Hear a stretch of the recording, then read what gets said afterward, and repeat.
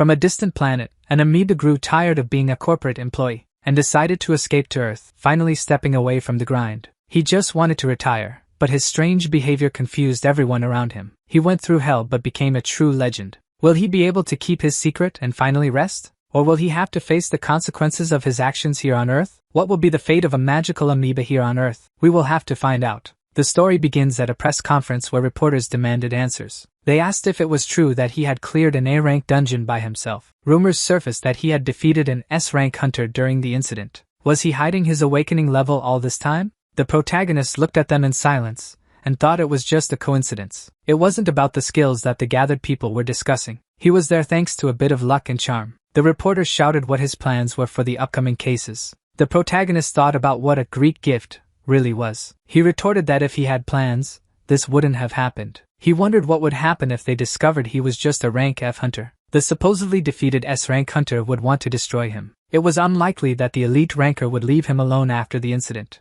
They might even cast a curse on him. That was a true disaster. During a live broadcast, the protagonist declared that he didn't want to answer. The comments questioned whether he had really refused to answer the question. Some of them said he had a foolish look and a Babylonian attitude. Had they found a difficult genius hunter? At that moment, the journalist shouted if he was manipulating the association. With his head down, he thought no matter what he said, the headlines would dictate tomorrow. If he didn't clarify the situation, he risked dying as a hunter. The reporters approached the hunter. The protagonist said in a grim tone, calling them kids. They stared at him in surprise, demanding those words. The protagonist thought it didn't matter. In any case, he wouldn't last much longer on that decaying planet. As his face was blinded by the camera flashes, he thought about when everything went wrong. It all started with his resignation. In fact, he wasn't a resident of that planet. On a planet with highly developed magic, he held the role of a high mage. However, at some point, a thought crossed his mind. He wanted to resign. He could no longer stand being a corporate employee. His job was public,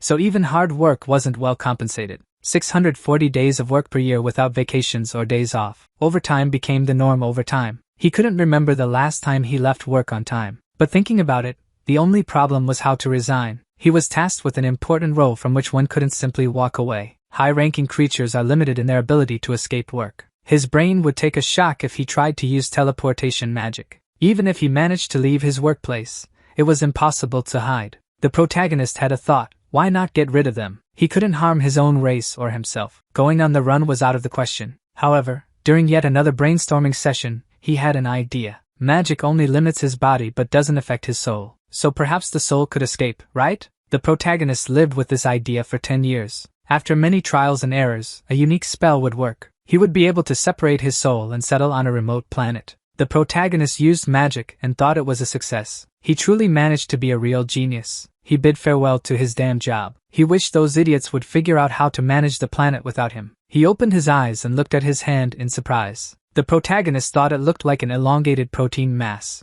Luck was on his side. It seemed that the host's soul had recently left this body. In any case, his plan worked. He thought with a smile that even reincarnation was a simple task for him. He tested his vocal cords and found that imitating the local language felt natural. He also didn't feel any issues with motor functions. However, why couldn't he remember anything? He needed information. His memories seemed to be shattered. Suddenly, he cried out in pain, clutching his neck with his hand. Where did the sudden pain in his stomach come from? The protagonist asked with difficulty. Something went wrong. He saw fragments of memory, and thought that this body had died of hunger. He had set several conditions before using the magic. The first condition was to reincarnate as a creature with the greatest magical power on the planet. If this condition were met, then the object should also possess the greatest intelligence. He thought while holding his stomach and sneaking around in search of food. No matter how much he searched, he never found any. In the streets of the city, he wondered what kind of planet this was that had no food. In this way, that body was going back to the American stores. At that moment, he spotted a little cockroach,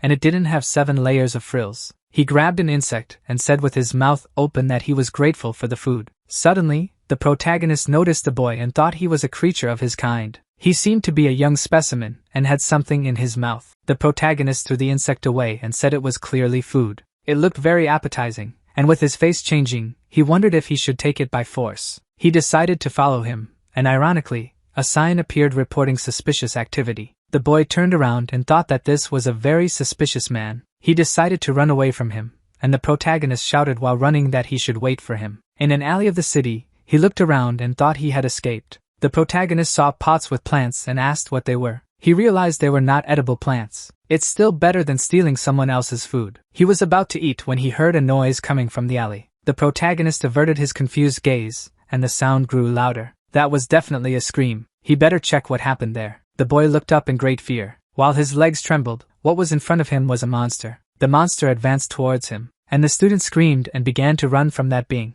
After a while, the monster's beak grabbed the student's backpack. The boy fell to the ground screaming and dodged the monster's strike at the last moment. The monster tried to reach him by opening its beak. He shouted that he needed help. The protagonist thought while looking at the monster that this is a feathered creature. This monster is the size of an entire house, as he found while walking down the street. The protagonist asked, confused, what was wrong with their civilization. He encountered many things that didn't make sense, but even thought it might be better this way. Remembering the chicken mascot, this enormous creature was associated with food. It seemed he could even vaguely taste it. A wild animal is a suitable prey. It wouldn't be difficult for a great wizard to kill this monster. Once he adapts to the local magic, conquering such a small planet will be easy. The protagonist thought, feeling the mana, and wondered if it was magic. The energy is incredibly powerful. It seems to permeate every cell of his body. That was definitely local magic. Our hero fell to the ground and said that this mana was too much. Comparing the magic to that of his planet, it was considered a full bucket,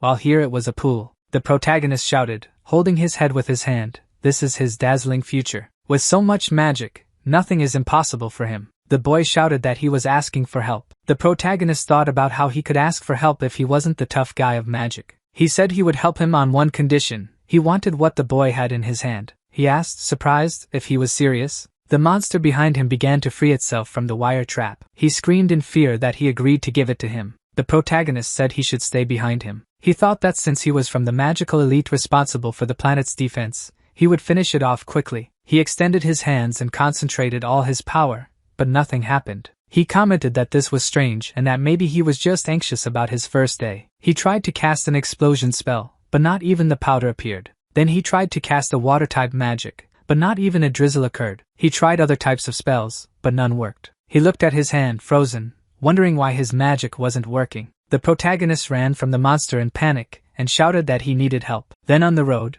he almost got hit by a car. The driver shouted, calling him an idiot, and thought that guy wanted to go to the American stores. The protagonist thought that this creature had chased him as long as it could see him. He needed to change direction. The monster was furiously chasing him as he ran in panic. Then the protagonist thought he had come out onto a wide road. Why was this creature only chasing him? And he thought he hadn't eaten anything. Things were bad for him, and he felt weak. Suddenly, the monster jumped high, and he wondered if this enormous creature could also fly. He was fleeing from the monster, and thought that at this rate, he himself would be devoured. Suddenly, the protagonist felt a pain in his leg and thought something was limiting him. He lost his balance in a construction site. The monster passed by him, hitting the building with its beak. There was a deafening roar, causing him to cover his ears with his hands. He opened his eyes and asked, looking at the monster's body, what had happened. This creature really collided with the wall. The protagonist thought that some birds dive at dangerous angles and collide. He wanted to ask the local scientists why these creatures were so stupid. He noticed,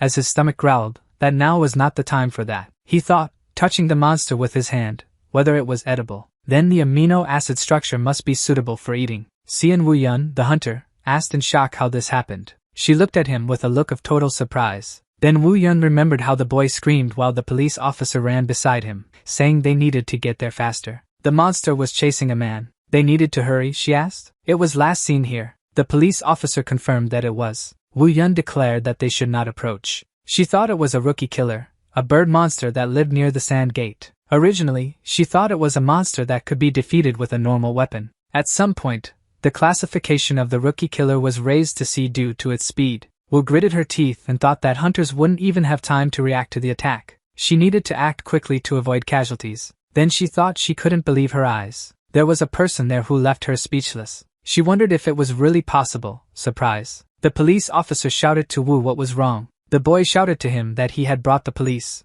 The police officer thanked him for his work. He said they received a tip about the monster and rushed over. They were incredibly lucky to have a hunter nearby. The protagonist was confused. He was really called a hunter. He couldn't remember who or what hunters were. The police officer said with a smile that he was grateful to him for capturing the monster. Wu was surprised at how he defeated that monster alone. The habitat of the rookie killer is a quicksand area, so it's easier to capture. It was enough to navigate the surroundings to catch it on a hard surface. However, this requires elite skill, and analyzing it died this way. This means that the classification of this hunter is no less than C. After a while, the protagonist told the boy that he should stay still. The protagonist asked, extending his hand, if he remembered their agreement. The boy, reluctant, handed over his food. Then he tasted the food and felt it was incredible. It had been so long since he evolved that he forgot how good it was to savor something. The agent wondered if she really took candy from a child. The boy sadly said it was his fresh tangerine. She introduced herself, and said she was from the Hunters Association. Wu shook his hand and commented that it was amazing that he had defeated the monster. The protagonist greeted her with his hands dirty from food. He said, wiping his hand with a napkin, that his face was unknown to her. She should send a report to the association, so she asked for his license. He would try to avoid it in every way since he didn't know what it was. Our hero said he was sorry to her but didn't bring one with him. Woon crossed his arms and said that he would just look it up in the system and asked for his details. He still hadn't remembered the name of this body. She looked at him confused and then shouted if he really had one. If not, it would be illegal. The protagonist thought he didn't quite understand but was in a bind. He said he had registered. He just left his license at home and would bring it in a jump. His face said the opposite, like he would never come back here. At his house, he searched for documents. He ended up finding a card with his new name, Kim Kiryu. He also looked for the so-called hunter's license but had no luck. He looked on the table and found a pack. He wondered what that pack was, and a memory came. It was cigarettes. The owner of this previous body was a lousy, rotten, and hoarse smoker. For mages, this is an extremely destructive habit. They combine the internal energy that circulates in the body with the external energy that exists in nature. Where this magic is combined is in the respiratory system, that is, in the lungs. The protagonist threw the pack of cigarettes on the ground and shouted in anger that he couldn't use magic because of this idiot. How could he destroy his own lungs? He shouted indignantly. He is indeed the pride of the Proerd. In Alpha Ori, where most of the population had magic, this was unthinkable. He hoped they could be primitive, but this type really surprised him. Kiryu exhaled heavily and thought he should calm down. The protagonist said frustrated that he could no longer change the past. It was his fault for thinking only about the amount of magic and not the state of his body. The protagonist thought there should be a way to fix everything. After all, he managed to escape, so he was not willing to give up so quickly. At the police station in search of answers, he pursued a personal investigation. The police officer asked why he was doing that. The protagonist apologized, lowering his head. He said he underestimated life on Earth. After 10 minutes of a personal investigation, he stepped out onto the street, hungry. He thought the conversation had lasted 10 minutes, and his hunger had not diminished. Shivering, he thought he had much to learn, but he needed to eat first. He smelled something very pleasant, and wondered where it came from. After that, Kiryu read the sign of the establishment, and thought about what pork soup was. After a while, a hot soup was placed on the protagonist's table. The food was so close. He had just been torturing himself in vain all this time. It was time to try that appetizing food. He thought as he began to eat that it was wonderful. It was incredibly hot but delicious. His mouth was burning as if he had bitten into a coccinea straight from the hot oil. However, he couldn't stop. His hands moved on their own. He had already fallen in love with the local food. Until then, everything was fine until he found himself at the police station again. The police officer asked if there were such serious problems in his country. The protagonist simply filled his belly and ran away. Kiryu tried to explain and said he simply forgot to pay. Another police officer remembered him and asked why the hunter was there. Then, at the exit of the police station, he said he shouldn't do that again. They would let it pass as a warning the first time. The protagonist lowered his head and said he would definitely pay next time. The police officer said he should wait a little. Before that, he had investigated and discovered that he didn't have the license. He handed over a pamphlet and said he advised visiting the testing center of the association. He didn't need to worry about money, it was free. Then the police officer shouted goodbye, saying he definitely should take the test. The protagonist looked at the pamphlet, confused, and thought what kind of awakening this was. It was some kind of concept that should be familiar to the people of Earth. Maybe he should try. It wasn't that far from here. After some time in the testing center building, Kiryu wondered if it was really there. It seemed he had been there before, and he seemed to have received a skill rating of F. As he remembered, he was already an awakened one with an F rating. Wu noticed they met again, and they greeted each other. She asked what brought him to the association and inquired about his documents. The protagonist felt anxious and thought he had deceived her last time. However, the memories returned in time. Now he was sure of what he was saying. Apologizing that last time he said all kinds of nonsense out of panic. He didn't have a hunter's license, as he had told her. She crossed her arms and now it made sense why he hadn't come back. Kiryu said he registered his awakening. He didn't receive a license because the result was a complete disappointment. She asked what he meant by that. The protagonist stated that he was an F rank. Wu Yun shouted in shock, then how could he defeat the rookie killer? The protagonist pointed out that it was just a coincidence. He collided with the wall. She looked at him with a confused expression at the words of that blonde guy. Wu then thought that the monster couldn't adapt, and was dragged up. Such cases had happened before, but when she saw him for the first time, he seemed so calm. As if he had already killed hundreds of such monsters. That guy was very suspicious. Why was he trying to hide his ranking? Such people are dangerous. It is likely that this person is one of them. She commented with a smile that it was really lucky. The bird was kind of dumb anyway. From what Kiryu understood, people use facial expressions to express their emotions. He should learn this to seem friendlier to others. Kiryu made a terrible face and said it was true that he had a lot of luck. Wu thought while staring at him in shock that something was wrong with his face. Xian should leave for now because of his strange attitude. She mentioned that she had something to give to the protagonist. She asked him to say his name and extend his hand right after. The protagonist happily thought if she was really giving money as a greeting. He asked why she was giving this to him. She said he left a body at the association, and she was giving him a reward. Kiryu thought that the cost of the food he had tried earlier was 8,000 won. The protagonist commented that he didn't think the creature was that expensive. That bird had fancy and expensive wings. So it cost that much, he asked. Xian Wu Yun said with crossed arms that it wasn't quite like that. It doesn't carry much value, but they were very lucky to find a magic stone in it. Nowadays, C-class stones sell for 2 million. The protagonist asked, confused, then why did he only receive 50,000 won? She said he should understand that damages were caused to the city during the capture. If the involved hunter hadn't escaped, they could have used legal immunity. He lamented this, and Wu Yun said it was okay, said goodbye, and left. Later, Kiryu squeezed the note in his hand and thought that this meant he lost 2 million. In its normal state, the monster wouldn't be more dangerous than an insect. The protagonist looked at the note and thought about how much money just for a monster's body. That's 75 bowls of soup. Money is necessary to survive, and he came to Earth in search of a happy life. It turns out he must earn as much money as possible. So it's time to become a hunter. Our little amoeba was determined. The protagonist considered his future until lunch to be bleak. The owner of the body is a beggar who must spend his savings on a bowl of soup. However, everything changed. Now Kiryu knows that hunters make good money. Kiryu thought this meant he would eat the best he could magic. Although his magical power isn't working now, he must find enough monsters. The protagonist heard a resident, and wondered which portal they were talking about. People were surprised and said it was the first time they had seen one in real life. Portals are always so large that they are places where hunting occurs. They are divided into rankings depending on the density of magical power. Along with this, the power of the monsters inside also increases. The protagonist looked at the door and thought it was some kind of unusual mana sample. He should check if monsters live there, thought the protagonist. Kiryu looked around and thought that in front of such a crowd of people, he wouldn't be able to enter. Kiryu wondered if there really was another portal nearby. The protagonist followed the magical power and thought he was getting closer to the source. After some time outside the city,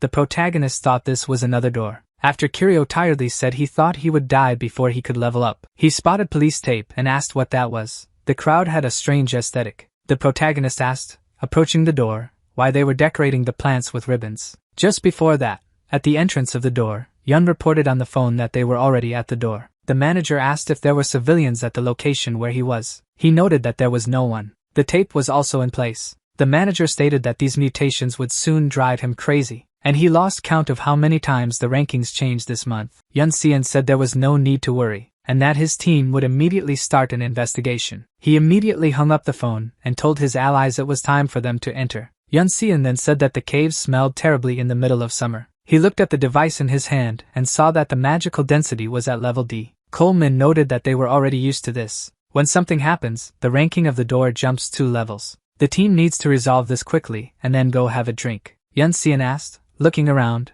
if they should slow down. The team was going too fast. He asked why they should do that. Yun said, worried, that they should be careful and very cautious at that moment. Coleman patted his head and asked why he was so scared. Their team included Yun Xian himself, who was an A-class hunter. At that moment, Yun Xian was startled to see a golem behind his ally. Inside the dungeon, the protagonist felt a very strange vibe. He thought he had delved deep enough into this cave and had seen nothing. Suddenly, he felt a magical power that seemed to belong to a person. Then someone else entered through the gate and saw that it was a monster. At that moment, the golem struck ally Choi with its blow. Yun Xian froze in horror, looking at his ally's body. The swordsman asked in horror if he had been killed with one blow. The sorceress said fearfully that this couldn't be. Yun shouted that they needed to calm down and couldn't panic. If they didn't recover, they would all die there just like their ally. The two shouted that there was danger behind him. Yun Xian blocked the golem's strike, but the creature attacked. He used his skills to strengthen his magical shield. Yun jumped and delivered a powerful blow to the golem, while the protagonist watched. He emphasized his defense, but a rank is still a strong hunter. The sorceress said he did well even against such a huge creature. He said they needed to take their ally's body,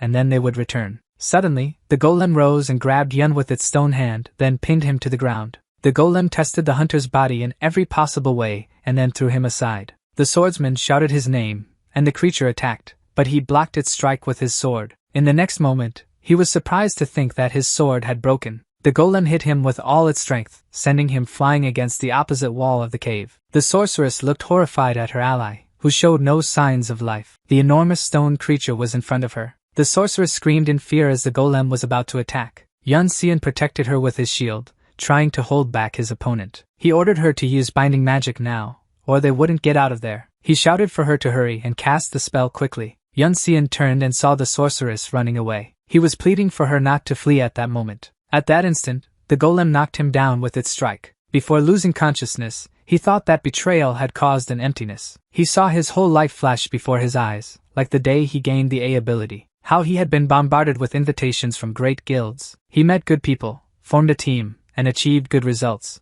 Everything was going well for him, but that was over. The protagonist threw a stone at the golem, and the creature looked at him. The creature began to approach him. The protagonist at least analyzed the golem. It is a clay creature that uses magic to move. In Alpha Ori, they performed a variety of functions, from construction work to military machines. These creatures played an important role in shaping their nation. He even has a degree in combat golem research. He observed that there were no more monsters here because this golem was on guard. Once the guard is awake, it won't be so easy to leave. The protagonist is forced to deal with this. The golem was about to attack. He couldn't use magic but had his skills. The golem attacked him furiously as if it were mad. The protagonist dodged its strike. The creature charged at him again, and the protagonist easily evaded. It used a crushing blow, but he jumped to the side at the last moment. After that, Kiryu thought he sounded confident, but in reality, it wasn't that simple. He could avoid the attacks of this creature due to its size and because it was clumsy. However, its body is very weak. The protagonist dodged the enemy's strike at the last moment. He began to deliver a series of blows that the protagonist successfully evaded.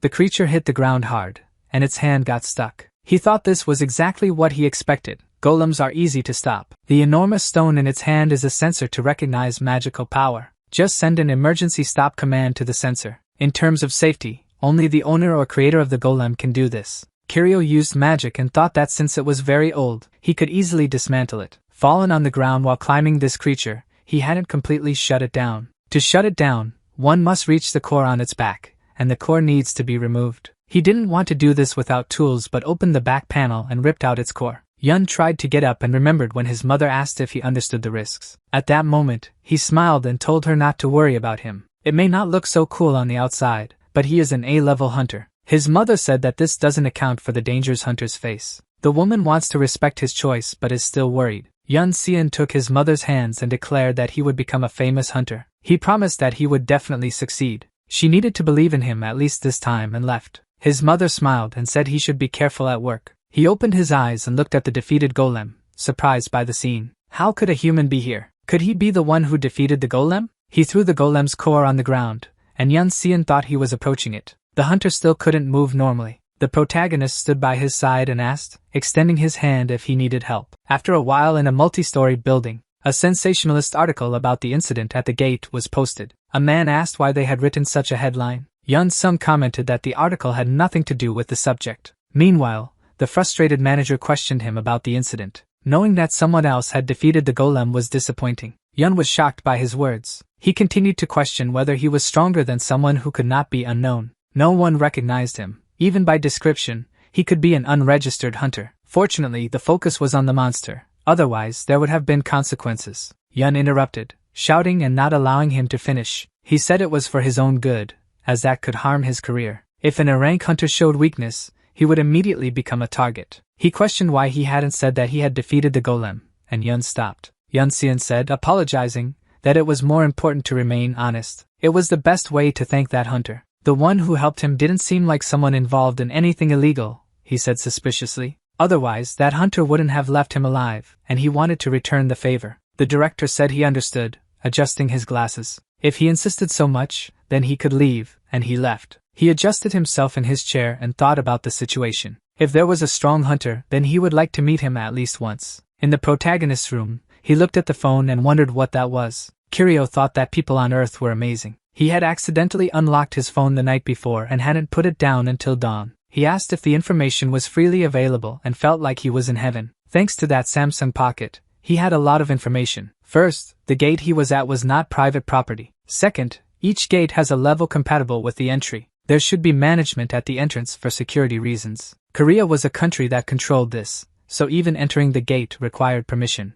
The licensing agency was the Korea Hunter Association. Third, Yun Xian was not a thief trying to steal someone else's gate. Kiryu noted that this meant he needed to obtain a hunter license. The protagonist studied the list of things needed to obtain a license. An association staff member said they had completed the theoretical course and should wait. Our hero thought, yawning, that this was boring. He received a technological device specifically for the hunter area. Kiryu asked what it was, and the other participants asked, surprised. He looked at everyone, wondering if he had said something wrong. Other participants were shocked, as if he were an alien from another world. Kiryu, with a blank expression, wondered if he had been too obvious. The staff member said it was an analyzer that he would use and would explain how to use it. The protagonist thought it was interesting and seemed to use another type of technology. He asked if everyone had received their analyzers and that they should point them at the monsters. Our hero thought, looking at the monster, if just pointing the lens. The device said it was a poisonous butterfly Ephraim. Kiryu thought, looking closely, so people use devices to identify monsters. The staff member said this device had an item search function. He said it would help find valuable resources that he could try now. He used the analyzer on the staff member,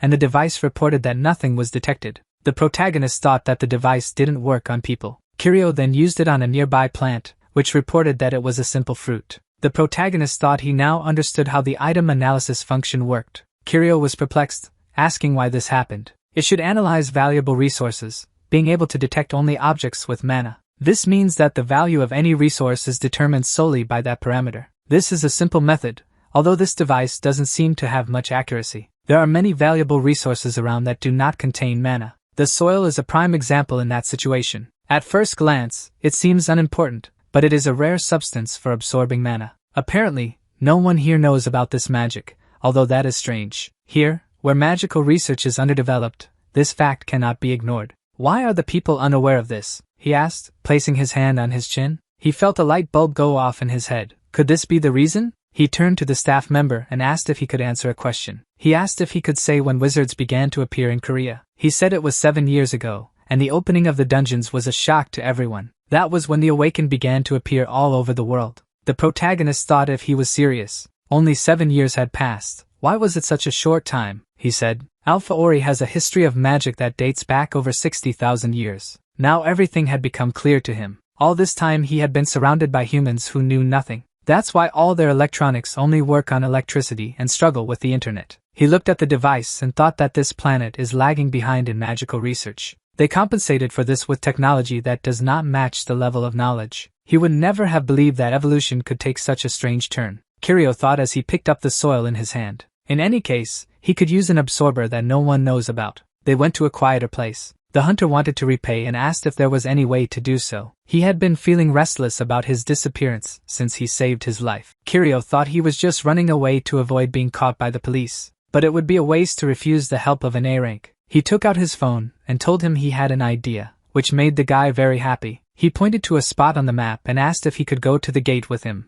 and he agreed. The tense atmosphere saw the thoughtful expression on his face and asked what was wrong. The protagonist suggested that he speed up a bit. As they walked, the hunter kept looking at him and thought he couldn't believe it. He thought how could such an incredible hunter be F rank. He agreed and said it was a great honor to enter the gate with such a hunter. He said it would be a simple monster hunt, and he asked if he could learn something. Realizing he had high expectations, Kiryu sighed. Our protagonist said there was a misunderstanding and that he would like to clarify. The guy didn't understand what he was talking about. At that moment, he showed his license, saying that his skill was F rank. The hunter was shocked and couldn't believe what he was seeing. He could take him as his charge, thus allowing him to enter the portal. Yun Xian still couldn't believe he was of such a low rank and remembered hearing something. Strong men and hunters are forcibly sent to suppress dungeon breaks, so there are rumors of people hiding their true rank to avoid pressure. For a moment, Yoon thought he was also hiding his rank. At that point, they had already arrived at the gate. Kiryu looked down and said he found it. In front of him was a huge crater on fire, where monsters were having fun. Yoon looked at them and said that was a flame spitter. Some time ago, there was a translation error in the analyzer. These monsters were originally discovered in Ohio. It was a bat engulfed in flames, so they wanted to insert it into the Pixie system as a fire bat. But due to a translation error, the name was adapted as Flamespitter. Kiryu noted that he knew a lot about the subject. Suddenly, the monsters heard their conversation and became very active. Yoon was distressed. A pillar of fire rose from the crater, and the bats began to fly everywhere. They surrounded the two hunters. Kiryu shoved his hand into his bag. Then Yunsing asked what he was so interested in. What was in that bag? He looked at the monsters flying directly toward them. Then he threw the dirt he had saved. Making their wings immediately catch fire, they screamed loudly and fell at the same time. Kiryu told the hunter that this was a suitable item for situations like this. Yunsing looked at the monsters in surprise. He didn't want to distract him from the hunt but was curious about one thing. Why would he use items? Monsters of C rank can be captured by hand. The protagonist looked at him and thought, did this guy read my hunter license or not? From the top of A rank, you can't see how hard it is for lower ranks. He asked if he had ever thought about the nature of awakening itself. People lift a truck. They fill the barren land with water, literally changing the environment. But these abilities are not obtained through effort. They simply fell upon them. If there is no reason to appear, then there is no need for a reason to disappear. He believes that this power is deserved, so he does not intend to depend on it. He hoped he would believe in this nonsense. Yunsing's mouth dropped in shock. Hearing his wise speech, he began to cry and said he was absolutely right. Kiryu was even surprised that it worked. The hunter said that mutations becoming more unpredictable would be better to prepare. He took his hand and said he was looking for easy ways to train. Suddenly, a terrible thought occurred to him, and he covered his mouth with his hands. He said that people with a high level of awakening feel power and their instincts. There is practically no aura emanating from him, just like a fly. The protagonist looked at him in shock as he spoke. He thought he called the best mage of Alpha Ori a fly. How dare he? Yoon asked if he had trained his control so much that he no longer transmitted anything. Meanwhile, Kiryu was trying to calm himself with that primitive kind. He confirmed the hunter's words, and they returned to the city. At the diner, Yoon asked if there was anything else to do. He could invite him. He said he could learn a lot from him, but the truth is that his team had fallen apart. Hunting alone was dangerous, and forming a new team was difficult. Our hero remembered that he probably hadn't gotten over the betrayal of his previous team. He agreed to invite him for an attack again, but warned him that he wouldn't save him. He had to protect himself. He didn't have the capacity to take care of him all the time. He decided to tell him what his mistake was during the golem incident. They continued talking, and the food had already run out. On their way out, Yun opened the door for him and asked how old he was. When they left the diner together, he said he was 22 years old. While he was taking out his ID, he wondered how old he was. Yunsing offered to exchange numbers with him. Then Kiryu showed his ID card, and he asked in surprise if he was 24 years old. Just a 2-year difference left him shocked. He seemed so calm and mature that he thought he was much older.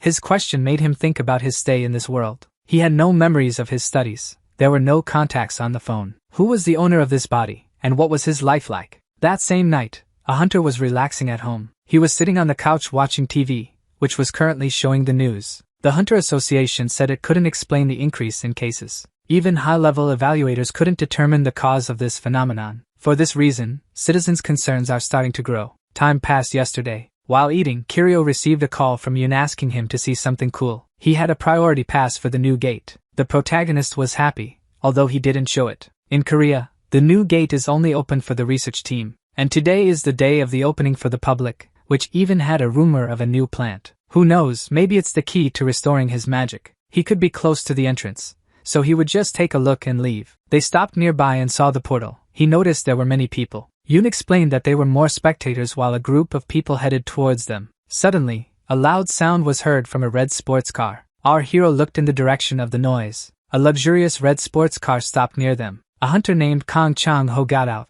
surprising everyone with his presence there. Kiryu asked who he was. Yoon Sung said he was an S-rank hunter. He looked closer and noticed that he had incredibly stable mana. Chang-ho noticed his intense gaze and looked at him with his bright green eyes. He realized that his eyes were different, and Yoon whispered that they were a rare item. Seeing the hunter approaching, he stopped gossiping and began to tremble at the base. Chang-ho approached Kiryu and asked his name. When he said it, he wanted to ask about his rank. Yoon nervously greeted the hunter, and said he was just his handler. Chang-ho shot him a disapproving look and said he wasn't talking to him. This made the boy really uncomfortable, and Kiryu said he was F rank. This made Chang-ho laugh and look at him suspiciously as he felt his mana. Even severe lung damage does not reduce the amount of mana in the body. Apparently, this mage is at a high level that can sense the smallest details. He offered to show his license. Chang was surprised that someone with F rank would have such confidence to look into his eyes. He wanted to offer him something, but Yoon intervened, nervously pushing Kiryu. They said they came to admire, and it was time to go, or they would lose their place in line. After giving one last look at Chang-ho, he followed the boy. Yoon asked if he really didn't know who he was, saying he came from far away. The boy said he didn't have the best reputation, and he was curious about why. He recounted that he had a history of aggression. No one wants to enter the portal with a criminal, and his current rumors were terrible. Kiryu was curious about what happened and mentioned that he had a cousin. She entered the same gate as Chang-ho and was attacked by him. From what he heard, he loves to challenge strong awakeners. He covered his mouth to disguise his smile. After all, his friend was trying to protect him. He agreed to skip a day and suggested they look at the new plant tomorrow. Then suddenly, an idea came to mind. He stopped Yoon and asked about the dragon eyes, if they could be exchanged. He said that originally it was a small sphere he thinks he absorbed to use. Kiryu asked if it had dragon lungs and he decided to check. He pulled up information about it, and said it wasn't for sale right now but that it appears there. Kiryu looked at his phone and asked what the price was. He looked up the price of the lungs and found out it was 2.6 billion. The blonde guy remained quite calm about it. While in the taxi, he decided to read about Chang-ho. He couldn't believe that psychopaths like that could walk the streets without problems. He wondered if maybe he should ignore it. Suddenly, a noise from an engine was heard behind them. A red sports car crashed into the taxi from behind, pushing it forward. The driver barely managed to regain control and stopped. Afterward, he turned to his passenger and asked worriedly if he was okay. Kiryu, who had fallen from his seat, confirmed hesitantly. After that, the taxi driver jumped out of the car and angrily shouted where he got his license, telling him to get out of the car immediately. Chang-ho got out of the car and apologized with a smile, saying he hadn't driven in a long time, so he confused the accelerator with the brake. Our protagonist was quite surprised to see this guy. He approached, saying he would like to resolve this and offered to exchange contacts. Kiryu looked at him while the driver trembled at the base and asked him to pay for the repairs. Chang-ho gave him the money. He bowed deeply, thanking him for it, and Kiryu wondered how much was there. After that,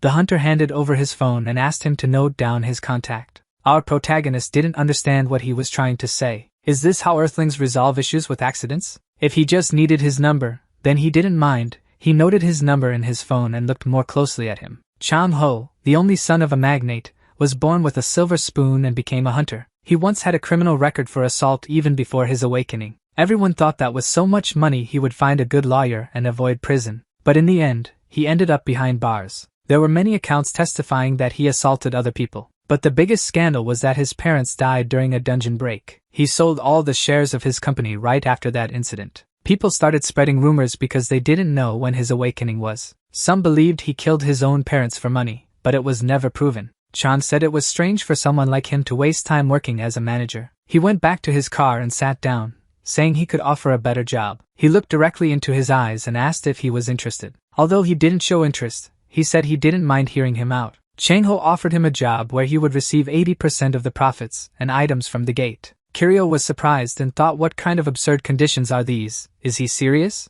The S-rank hunter could definitely notice Kiryu's enormous mana reserves. It's likely that the potential of this body exceeds even that of an S-rank. When he gains the ability to use magic again, this planet will be under his control. He crossed his arms and said he would hardly be able to enter an S-rank gate. He didn't let him finish and said that considering his level, he would never take him there. This left him confused, and he asked if he hadn't approached because of his awakening. Chang-ho raised an eyebrow, confused, not understanding what he meant. In other words, he would become his sponsor. He apologized, explaining that he had misunderstood everything from the beginning, and the hunter asked if he would accept his proposal. Before agreeing, he decided to ask what his interest was in this deal, and the guy just smiled in response. Kiryu felt uneasy at that moment. He really missed Yeon-sung. Soon he found him and told him everything, exclaiming in surprise. He confirmed and said he quickly left there, saying he had an appointment with him. In fact, he was almost certain that he caused that accident on purpose. Yeon-sung pointed out that it seemed he was really looking for strong hunters, and if Chang-ho did something, he would definitely defend him. But he was thinking about what to do next. Yeon asked if he had watched TV that morning. Last year, Korea ranked second in gate management. He said that the damages had decreased and that they would be able to mitigate this problem. Kiryu was also interested in gates, which remain an unknown concept. 7 years ago, monster gates and awakened beings appeared. The principles of magic are based on the use of mana from the planet's core. Unlike Alpha Uri, Earth has a layer of rock that makes it difficult for mana to reach the surface. But the gates that appeared became a kind of holes for mana to leak out, and some people were affected by them and became awakened. But the principles of the gates are not very clear, and inside them are monsters. Whose technology could this be if it is neither from Alpha Uri nor from Earth? While thinking about this, Yun tried to call him many times. He asked if Kiryu was okay. He apologized for being lost in thought. He was trying to put himself in the shoes of someone who could create all these gates. The reasons are unknown, but the monsters have a goal: to clean up in general. Magical items are like bait in a mousetrap. If the mice learned to escape, the man who said it wouldn't get angry. Yun commented that this made sense while Kiryu shuddered because he felt something. The energy was boiling beneath his feet like lava. He quickly looked around and, noticing bluish chains of light in the air, realized it was mana and ran towards Yun,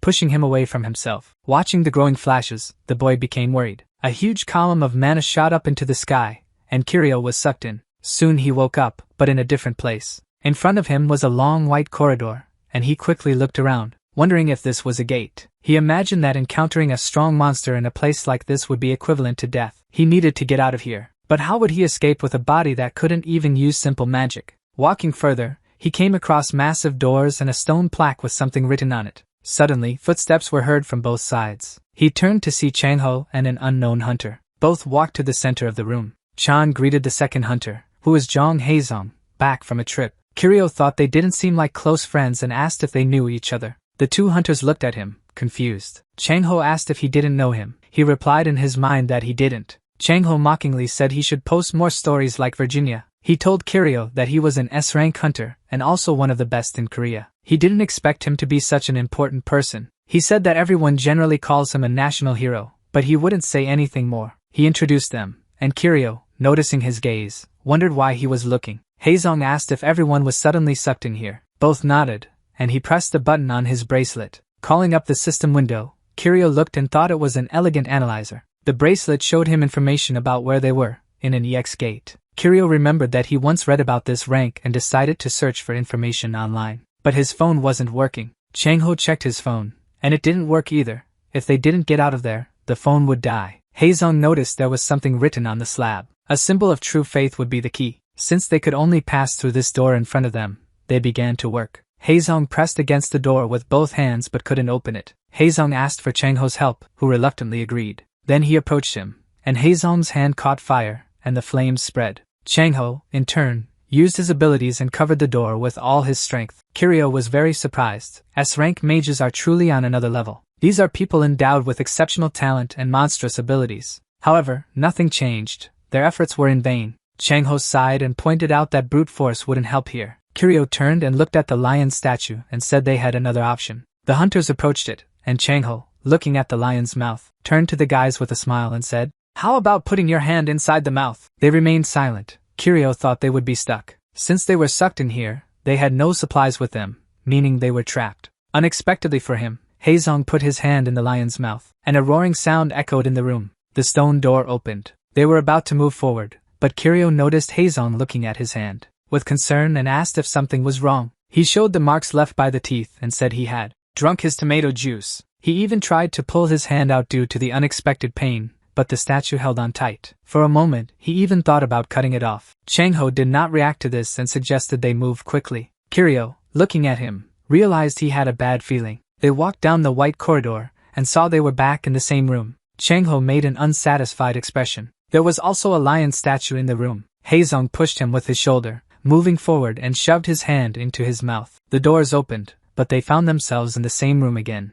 Kiryu wondered if they were doing the right thing. Heizong asked if Changho could open the next door, and he questioned why it was him. He said that the absorbed blood dose varies. The first was small, but the second made him feel a bit unwell. If the dose increases each time, then it would be better if each one was a little. Changho said he was fine so far, so why not continue? His words made Heizong's calm expression change. He said unhappily that he could consider this a refusal to cooperate. The boy smiled and mocked, asking if he knew his rank. Heizong said he didn't care, put his hand on his sword, and asked him to cooperate. Chang-ho challengingly asked what would happen if he refused. Kiryu tried to intervene in the fight, but Chang-ho interrupted him. If they kept opening the doors, there was a risk of encountering the statue itself. He should at least decide when he would do this, and that sounded fairer. Moreover, there was another hunter with them. Why didn't he ask? This made Kiryu very nervous because the survival rate is about 60%. They usually don't have monsters, but that doesn't mean they are safe. A labyrinth that can only be advanced after offering blood. In other words, passing through the gate requires the sacrifice of one of the team members. It seems he got himself into a very bad situation. Haezong asked if he was suggesting to push the work to a level F. He wanted to say something more but stopped upon hearing a growl. The three turned around quickly. They saw a black wolf coming out of the hallway, showing its teeth at them. Kiryu didn't expect there to be monsters wandering around. At that moment, the wolf growled and then jumped at him. He covered his face with his hands in fear, but Haezong came to his rescue in time. He lunged forward and pierced his opponent with a fire blade in a leap. When he landed and turned around, the wolf had already disappeared. Kiryu was very surprised and wanted to know about his abilities and his partner beside him. But suddenly he noticed a wolf approaching quickly from behind him. It intended to attack Chang-ho. When it was about to leap onto him, our protagonist alerted him to the danger. He immediately turned, attacked, and crushed the monster. He was stunned by his incredible strength. His awakening gave him a physical boost. After dealing with the monster, the boy said he wasn't as strong as he thought. Haezong said it was too early for them to relax and advised them to look over there. There were drawings on the wall in front of them. Then black wolves began to emerge from there, gradually forming a huge pack. They ran into the room, surrounding the hunters and began to approach. Haezong said they weren't very strong, just numerous, so it would get a bit boring. He asked Chang-ho to take care of those behind him. He replied with a smile and said to take care of his own work. After that, the fight began. The wolves advanced to attack, and the hunters took combat stances. As soon as they got close to them, the boys immediately dealt with them. Chang-ho punched the air, releasing energy that quickly dealt with the opponents. But there were still many wolves, and they began to attack again. Haezong surrounded himself with flames and made several quick cuts with his sword. Kiryu watched him, mouth agape. Now he understood what the ranks were. Meanwhile, Haezong was already starting to get tired. There were more wolves than he thought, and due to blood loss, he felt weak. He wouldn't last much longer. He looked at the statue and noticed its eyes were glowing. And then an idea occurred to him. While he thought about it, a wolf jumped at him from behind and destroyed the enemy. He had realized what was happening there. While he thought about his idea, they realized they still had many around. After watching their fight, Kiryu began to understand the power of the ranks. Finally, they dealt with all the opponents in an instant. Maybe when he returns, his magic won't be so easy to govern the earth. Haezong called the two and told them to look at the lion. Its eyes were shining. There is a time limit, and if you don't give your blood in time, monsters appear. At that moment, a wolf appeared on the wall behind him. Kiryu, realizing it, wanted to attack the hunter. He called his attention with concern while the wolf was already on top of him. He immediately reacted, piercing the beast's throat with a fire sword. Chang-ho asked if that meant they had a limit. A huge pack of monsters came running directly toward Kiryu. Noticing this, Haezong ran to defend him. Chang-ho turned and ran towards the statue. While his colleague dealt with the monsters, he reached the statue and placed his hand on it. As soon as he began to absorb its blood, all the monsters immediately evaporated. Kiryu thought that he didn't want to help while Chang asked who would be next. Haezong replied that they would do it in turns. They didn't know if a Frank's body could withstand this. Because of his words, he understood why he was called a national hero. Due to his F level, he spares and protects him because he fears he won't endure it. He even felt a bit of guilt.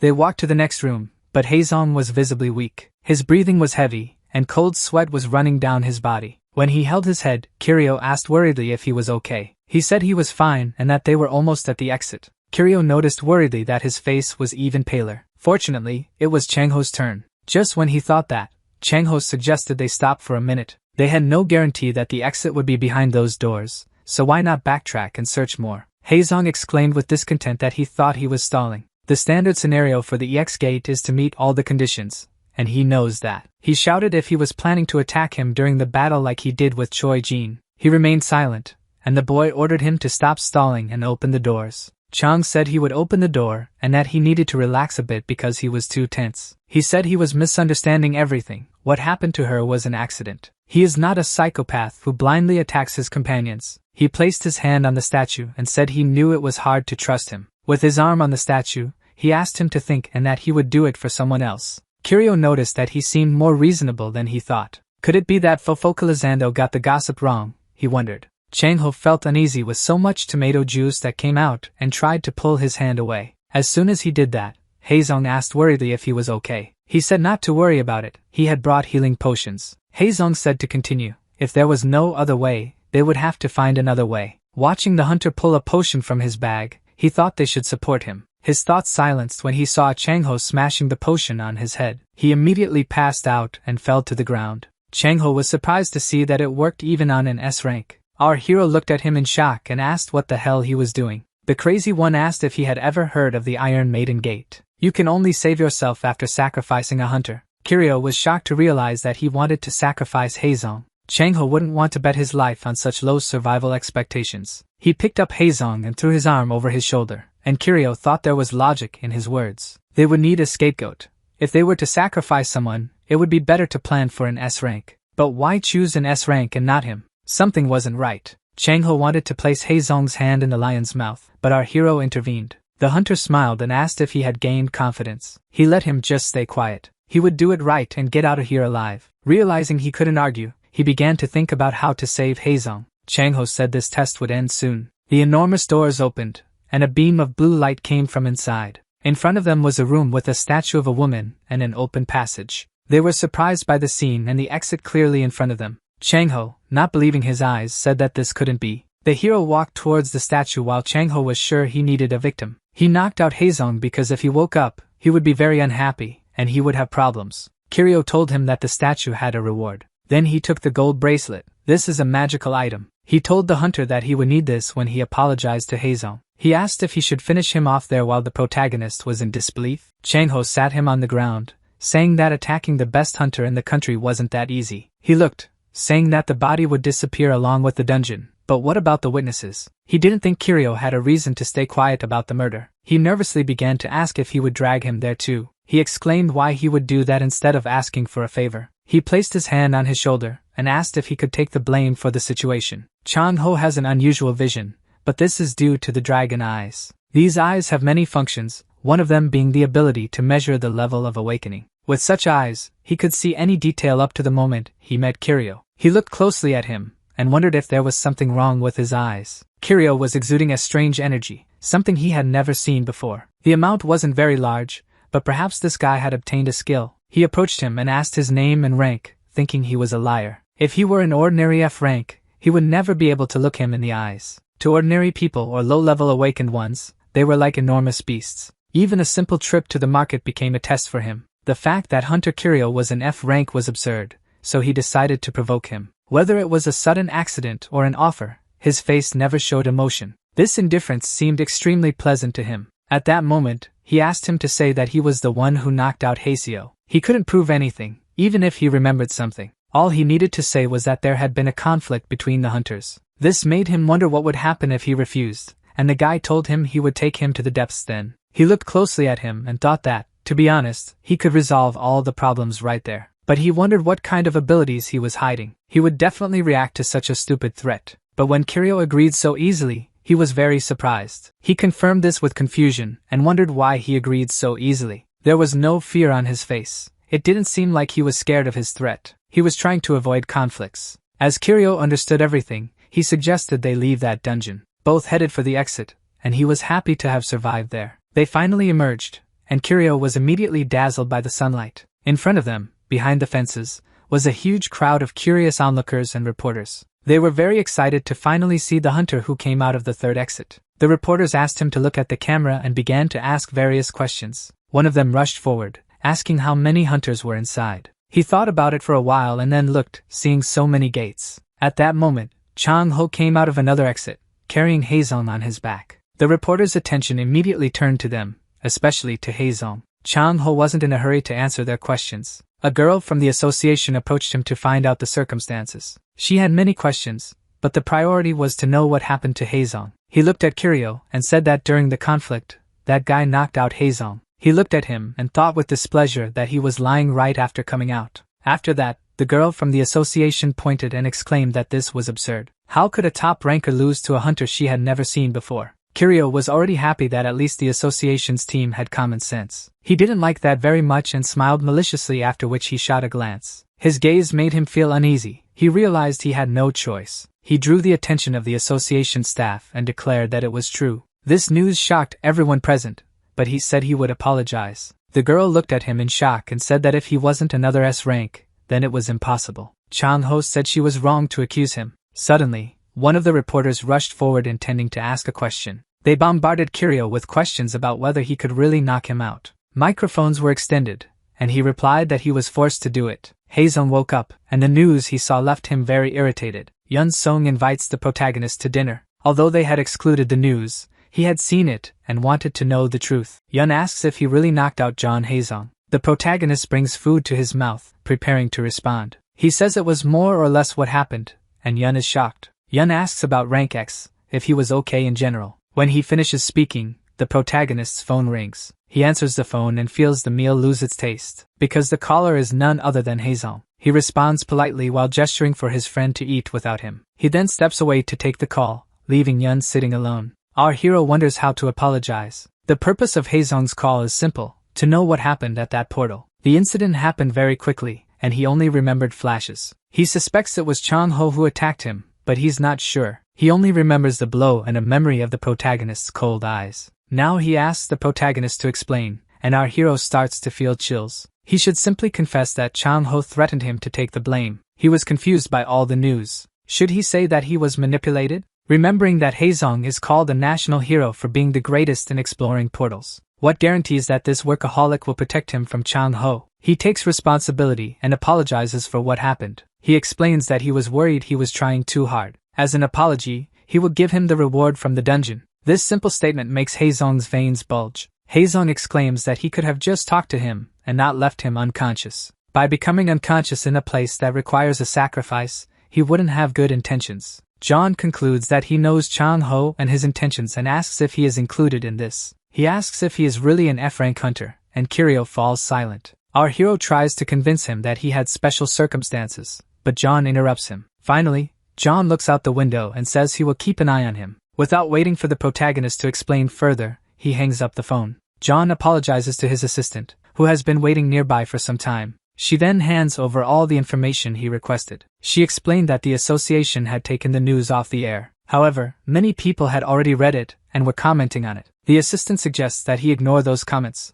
Now the whole world knows about the hunters, and this leaves them worried. He also investigated the protagonist's identity. He is only an F rank. John thought so too, but if that were the case, why did Chang-ho let him live? There would be no need to threaten him to take the blame, but he could feel that his eyes were not of this world. Since his awakening, he had never felt that sensation. He has reasons to suspect that the other's ranking is false. He asks his assistant to contact the association to redo this test. The abilities used by the awakened are collectively called abilities. One learns at least one ability at the moment of awakening, plus magic. However, on this planet, one can only use one type of magic, the one they awakened with. Their only way to use another elemental magic is to spend skill stones. But for the protagonist, it is different. He has already reset all types of magic before reincarnating. As long as the conditions are met, he can use all the magic of Earth. But the pulmonary problems of this body prevent the fusion of mana. To solve this problem, he discovered a method. He wants to use a magic amplifier, and will only use small magic for that. But the spatial gate that contains the necessary materials is controlled by the magic tower. Now the protagonist is outside the magic tower. He is immediately rejected by the staff because he came without an appointment. Our protagonist says he has an appointment, and that he scheduled it. The employee scoffs as if he would let an F rank have that opportunity. However, Yun Song suddenly appears. He had asked for help because of his level. It would be easier to make the meeting. Upon seeing Yun, the previously impatient member transforms, being his fan. The two start chatting excitedly, and Yun explains that he has a scheduled meeting. The protagonist enters the magic tower without problems, and the staff even apologizes for this. They arrive at the reception to confirm the appointment, and the reception has already been notified. They are informed that their representative is on the top floor and are instructed to go up. But when the elevator reaches the 60th floor, the scene before them frightens the two men. The protagonist looks at the scene with cold sweat, and something seems wrong here. They had pressed the button for the 60th floor but arrived at the second floor. The protagonist thought the elevator was broken but heard Yun's explanation. In fact, this was a test from the guild leader. The representative of the magic tower is the guild leader, one of the strongest. Any visitor who wants to see her must go through a maze challenge. Therefore, they would have to find the top floor on their own. Upon hearing this, the protagonist decides to use the stairs. However, it is evident that things are not that simple. After the second floor, what appears is an underground parking lot. It turns out that as soon as you open the door, You are connected to an inexplicable space. The two kept going around and around. The protagonist asks how many people have passed this test. Except for a few high-level teams, not even the staff knows the way. Making visitors go through a maze is truly eccentric, but this maze is very well made. The protagonist is eager to meet the one who created it, as it gives a nostalgic feeling. The two return to the elevator door, and Yun wonders what they should do. The protagonist places his hand on the elevator door to feel it carefully. Even though his current body is useless, there are still things he can do. Feeling a different energy, he tells Yun that he has found the way. Upon hearing this, Yun's eyes widen, and he asks how they will get there. First, the protagonist shows by pressing the elevator button. Then he presses the button for the upper floor from the outside. Finally, he steps back. He waits for the doors to close, gesturing for Yun to do the same. Then the protagonist takes several steps back. Next, he delivers a strong kick to the elevator doors. Under the tremendous force, the doors are broken open, revealing an empty space. Yun, sweating cold, asks why he did that, and the hero jumps. He follows him, and when they reach the ground, they hear a voice. Then they see a young woman with stunning red hair turn around. The woman informs them that they were the fastest to arrive there. She didn't expect them to find the hidden passage, but their luck ends here. From now on, they would be in front of the tower leader Esther. She invites them to sit down, and Yun introduces her to his friend. She comments that she left the challenge at a hard level, and is intrigued by how they solved it. He then introduces himself, and Esther smiles at the protagonist. She has been eager to meet him since they share the same ability. As an outsider, he doesn't understand what she means. He looks confused at his friend beside him, waiting for an explanation. It turns out that Esther believes she has awakened a rare ability that few people possess. Yun explains to the protagonist that Esther has rare curse abilities. The protagonist remembers that she is someone who kills monsters using various effects. She only recently developed magic,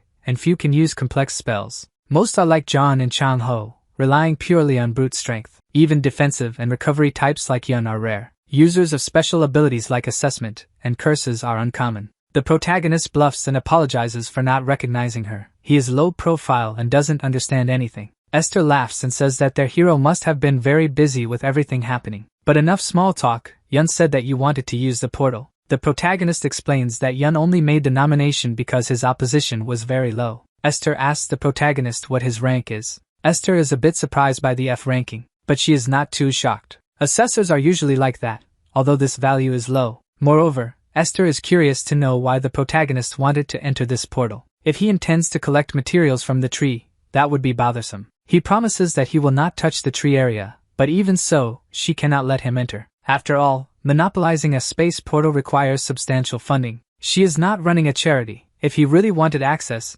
he should have come personally and organized negotiations between guilds. That's why she reminds the protagonist not to try to take advantage and that she hates haggling. The protagonist feels that he is showing off. It's just a low-level dungeon. They probably don't recognize any of the good resources inside. The hero apologizes and says that he has no guild. Yun interrupts and says that he works alone. He adds that he has never worked as an assessor, and the only one he knows is Yun. This is just a personal request. No guild will benefit from this. He is about to present his conditions. He never expected to enter for free. But before he can finish, Esther suddenly interrupts. The cold and distant Esther now appears excited. Her hair dances with emotion, and she looks at him as if he were her new prey. Her expression makes the protagonist start to sweat cold. He hasn't even offered his conditions. What is happening? Esther concludes that he is an unaffiliated agent and makes a proposal. She asks him to enter the tower, and she would hire him immediately. This space gate is nothing, and I will give it for free if you come. Inside, he is ecstatic about the offer. Yun explains that large guilds like the Magic Tower have a great circulation of crystals. The equipment cannot check the purity of the crystal with the naked eye. To avoid being deceived, they need assessors during transactions. Suddenly, Esther extends her hand and announces a signing bonus of 5 billion. Hearing this, the protagonist is shocked by her generosity and asks what she said. She retorts, asking if he found it little and if the guilds of the two sisters had made another proposal. Meanwhile, the protagonist is thinking about how many meals he could buy, and explains that they hired many excellent assessors, so it will be heavy. The protagonist asks if she really wants him on her team. Esther says of course and smiles at him. At that moment, the protagonist is truly tempted. There is no need to fight and explore space gates, just assess the materials. He is almost ready to agree next, but Esther completes. He would only need to work 4 days a week. However, this single statement destroys the protagonist's fantasy. The words work deeply, provoking his sensitive nerves. I reincarnated to no longer be a CLT employee, and they are trying to hire me again. Having a job means working overtime and reporting to supervisors. Just thinking about it gives the protagonist a headache. Esther produces his highest paid contract.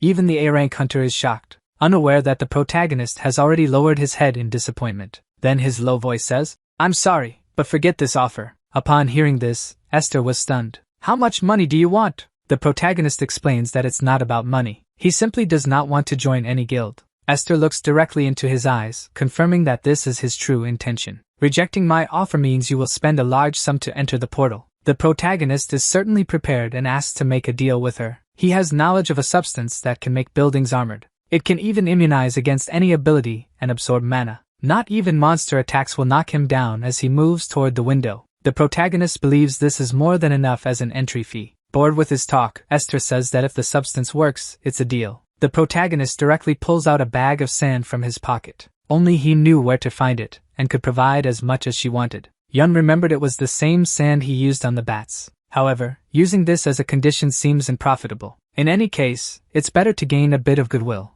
and Esther curiously takes the sand. She asks the protagonist if he made a deal with others to enter this junk. Earlier, she said her space portal was valuable. Now she calls it junk. While they discuss, her assistant enters the room. The protagonist says he considers this a mutual benefit between us. Yun and Kiryu leave, and Esther has her coffee, but her assistant thinks the representative seems a bit unhappy. Esther says it's not unhappiness, she just made a joke with the client. Startled and in mother mode, she says she promised never to do that again. Esther seems unconcerned. It's just a scary curse. The assistant asks what, and she replies that she made him sneeze for 30 seconds. She activated her ability. That man should have sneezed but just looked at her. At that moment, his eyes were filled with intent. Esther was scared, and he definitely noticed. Curses affect the highest rank level from which this man came. The test results of the sand arrive. It really has absorption properties. The assistants speculate that the protagonist wanted to make a good impression. She then asks for the protagonist's profile. She wants to see his complete record.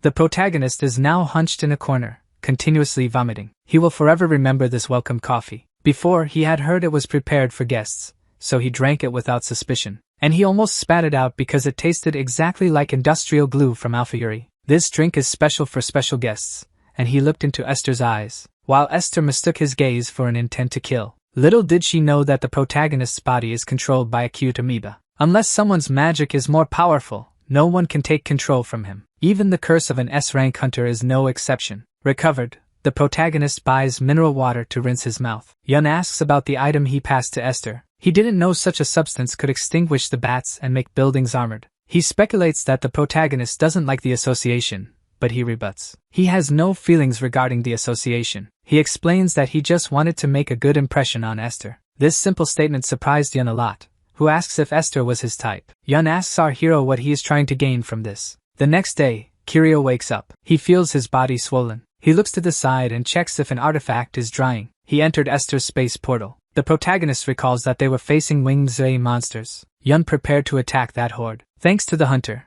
everything was cleared in one move. Kiryu managed to reach his goal quickly, fairy-type wings, and he thanked Yun. In his apartment, he prepares his ingredients. While checking his plan to reclaim his powers, he hears a noise. He went to the fridge because it was time for his snack. Just as he was about to grab it, he hears a sound coming from the door. Confused, he looks at the door and thinks, "If it's someone from my family, help me, God." Two bearded and strong security guards are outside. Even if it were someone he knew, things would get complicated. An agent greets him while identifying herself as a hunter. She shows her badge and asks if they could talk for a minute. The agent orders him to leave his apartment, and Kiryu asks what brings her there. She first apologizes for not giving notice, but due to regulations, she must act this way. She explains the reason for visiting his residence. They received a report that Kiryu was falsifying his license. Still very confused, she asks him to follow her to retake the test. She asks if he wants to be taken by force, and the security guard's eyes widen. Once again, our hero is going to miss snack time. The security guard drives the car very fast. The reason Xian Wuyun is taking him like this goes back a few weeks. Since the incident with the rookie killer, she suspected he was committing fraud. She checked his record and indeed saw that he had an F rank. Digging deeper, she saw on the computer that he had only entered one dungeon. For someone who defeated a high-skill monster, something didn't add up. This type of person could be dangerous. What could he do to other hunters? She filled out a suspect document because she couldn't investigate further. After a few days, a rumor surfaced that Kiryu had erased an S-rank hunter. But if even the hero of the homeland suspects him, There must be something fishy going on. There's no other story. He was indeed hiding his rank. She expected him to run, but surprisingly, he cooperated. His house seemed small and old for someone with that kind of rank. Kiryu interrupted her thoughts by asking about the cost of this operation. She replied that it costs 480,000 wons if the rank is manipulated. If it remains the same, he won't have to pay anything. Our amoeba looked at her and sighed while others took the test in the room. She identified that the devices used there can't really check the powers. For a moment, he felt comfortable as if those faulty devices would do something. Soon called him and said they would use another type of device, and he was shocked. He followed her, sweating cold as she explained about the reevaluation. Soon said he had already had opportunities to revalidate, and now it was his time. The two security guards held him by the arms towards the machine. While Yun explained that he didn't need to remove anything metal, they placed him in the machine. In moments, the results were ready while our hero trembled at the base. Soon asked if he was aware of what happens to people of that type. Worried about the test result, he wondered if his enormous mana would show up. The agent checked the collected data and was soon shocked. There was no evidence of any change in the data. Kiryu, perplexed by the information, saw that his value had increased slightly, but that would be normal. He asked the agent if he would be able to continue rising, but she said no, only little by little. He stood still and thought, could it be that I didn't have mana all this time? He clenched his hands and understood the reason for his failure was that his tank had nothing. But why? When he passed by the golem, did he not see it and only attack Yun's team? It was because he never recognized it as an intruder. Our hero starts to panic, and the agent looks at him worried. He looks at the ground and realizes that his reincarnation was a disaster. Leaving the office, he walks through the streets with his head full. At one moment, he looks back. The agent asks if he doesn't need to go to the hospital as there could be side effects. He thanks her but says he is fine. Worried, she says that his expression has been bad since he took the test. She asks how she knew he was home. She reveals that her awakening is a skill that allows her to see the traces of people. When she tries to explain more about it, Kiryu exclaims and tells her to wait a moment. They, shocked, find a terrible scene. Manhua, startled, fixes her gaze on the street for a moment. They see a raccoon that was recently dragged by a car. This kind of thing happens a lot around there. Kiryu, curious, crouches down to take a look. He grabs the raccoon by the ears and lifts it while feeling sorry for the animal. He hugs it while Cian, shocked by the scene, says he can wash his hands later. He says goodbye and carries the raccoon in his arms. The protagonist said he was close to his house, and Cian wishes him a safe return. In Alpha Yuri, there are two types of golems, mineral and organic. One uses stones, and the other uses animal bodies. In short, he found a good test. Our amoeba is happy to find this organic sample for free. Cian stares at him as he leaves and remarks that surprisingly, he has a cute side. At night in Kiryu's house, he prepares to test his ingredients. He tries to mix them but is struggling. He thinks it's hard to do without his tools. Your phone rings, interrupting your train of thought. Already stressed, he wonders who would be calling at this hour. He made a mistake by adding his analytical skills to his profile. Everyone calls him talking about job offers. Our hero is too tired to respond. It was quite a day. Before lying down, he receives another notification. A chocolate event was going to happen nearby. Confused by the announcement, he set out to find out more about the event. Walking calmly through the streets at night, he noticed the reminder said it was made especially for him. Ignoring it would be rude. Suddenly, a mysterious black van appeared in front of the protagonist. Innocently, he approached. Apparently, he doesn't watch Criminal Minds. He looked at the windows of the vehicle and wondered why it was parked there. The van's door opened, and a guy dressed all in black stepped out. As he approached the protagonist, he overpowered him from behind. Almost losing consciousness, he didn't understand what was happening. Before passing out, he saw a dark face looking at him. He woke up with his hands tied and a blindfold. He didn't know where he was. He thought about how terrifying Earth is, but was interrupted by voices. He heard someone asking if he was the F-rank guy, and another person replied yes. A whirlwind of questions flooded his mind about why he was attacked. Two henchmen appeared talking, and it seemed they were about to conclude the delivery deadline. One of them told his friend not to leave any trace. Someone seemed to arrive to talk to the gang leader. The leader introduced the VIP client, who wished everyone a good evening. The VIP was going to check the merchandise, aka our hero. A wicked smile appeared as he asked if Kiryu was awake. They approached him and removed the bandana from his face. When the protagonist looked, it was Chang-ho with his green eyes. Kiryu asked what he was doing there, and the rival said he would explain. There was a rumor about a new hunter who handled Esther's challenge well, but the problem was that his rank was F. This made him vulnerable to criminals. He already had people wanting to hide the capabilities of his equipment. They knew how expensive this type of contract was, but kidnapping made it cheaper. Those with low rank are vulnerable to brainwashing, becoming loyal. Chang-ho had already bought people there before. The protagonist asked if he wasn't going to help him,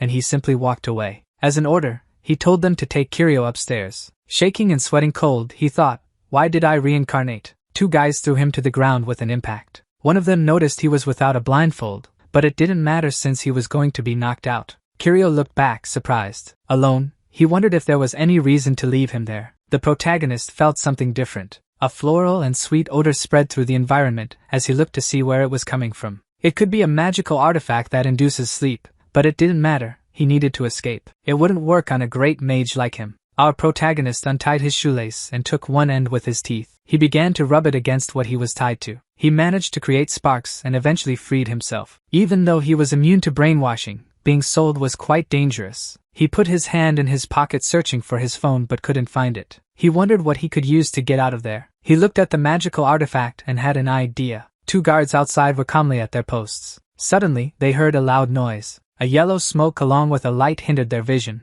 They immediately covered their noses. Kiryu struck one of them with the artifact while the other stood perplexed. Almost fainting, he tried to ask about it, but sleep interrupted him. He felt cold, and as he inhaled more of the scent, he fell. Kiryu was outside with the artifact in hand, and the guards were counting sheep. That object was indeed effective. He wanted to escape as quickly as possible but stumbled upon a phone. The henchman had dropped it, and Kiryu picked it up. He dialed the emergency number and waited for the call. The police answered the call, and the hero tried to explain the situation. The call was failing no matter what he tried. He thought the phone was broken, so he decided to send a message to the number. An automatic message was his response. He tried again, and the same message was sent. The protagonist became restless, wondering if the message was really sent. Then he sent a message to his friend. He had contacted help, grabbed the artifact, and began to escape. 2 other henchmen appeared on the scene. They were shocked by what they saw at the end of the corridor. A beam of light along with mysterious smoke emerged from there. One of them wondered, "Who is that guy?" As the protagonist spun the artifact, heading directly toward them, he prepared to launch the artifact.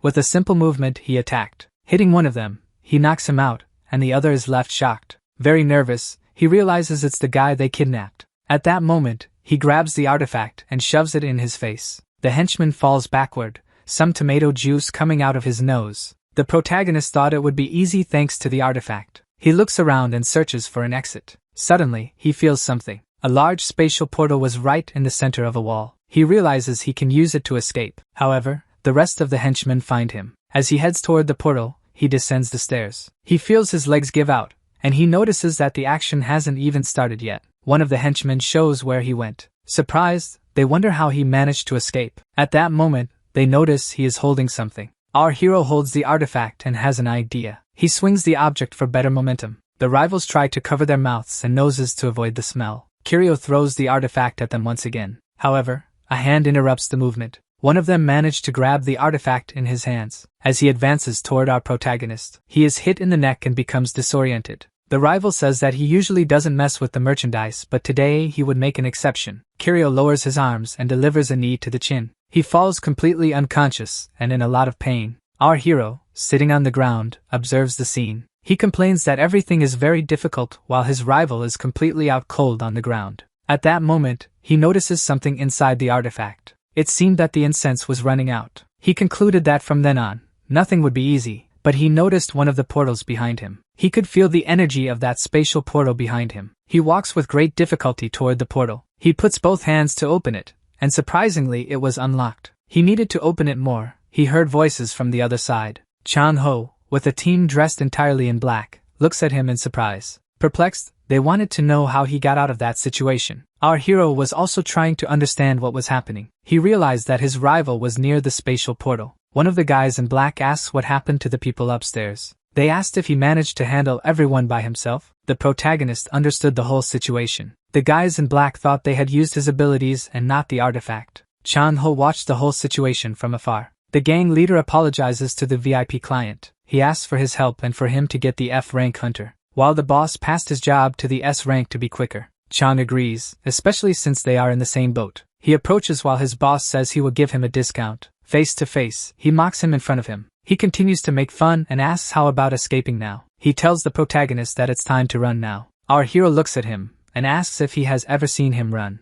Shocked by his words, he stood still, recalling all the times Kiryu dealt with the situation. Chang-ho asks if this time he isn't going to run. Then they should start settling the score right there. Our hero said it wasn't necessary and that he would surrender. His rival provokes him, saying he beat everyone and now he's surrendering. He should believe that this time he was actually surrendering. A celestial blue energy passed through the protagonist. At that moment, both look at the portal. A man comes out of it and asks if his boss is there. That's when our protagonist understood everything. It wasn't a portal but rather a magical passage used for movement. His boss says he was very punctual, arriving at the exact moment. Chang-ho asks if the one who just arrived is the transporter, a guy who can move even people and objects with his abilities. His boss introduces them, and there's a shift in the atmosphere. The transporter moves to greet him, and at that moment, Chang-ho prepares. Before he can finish, Chang-ho hits him right in the face, sending him back to where he came from while the protagonist watches everything. The gang leader screams in indignation at the scene.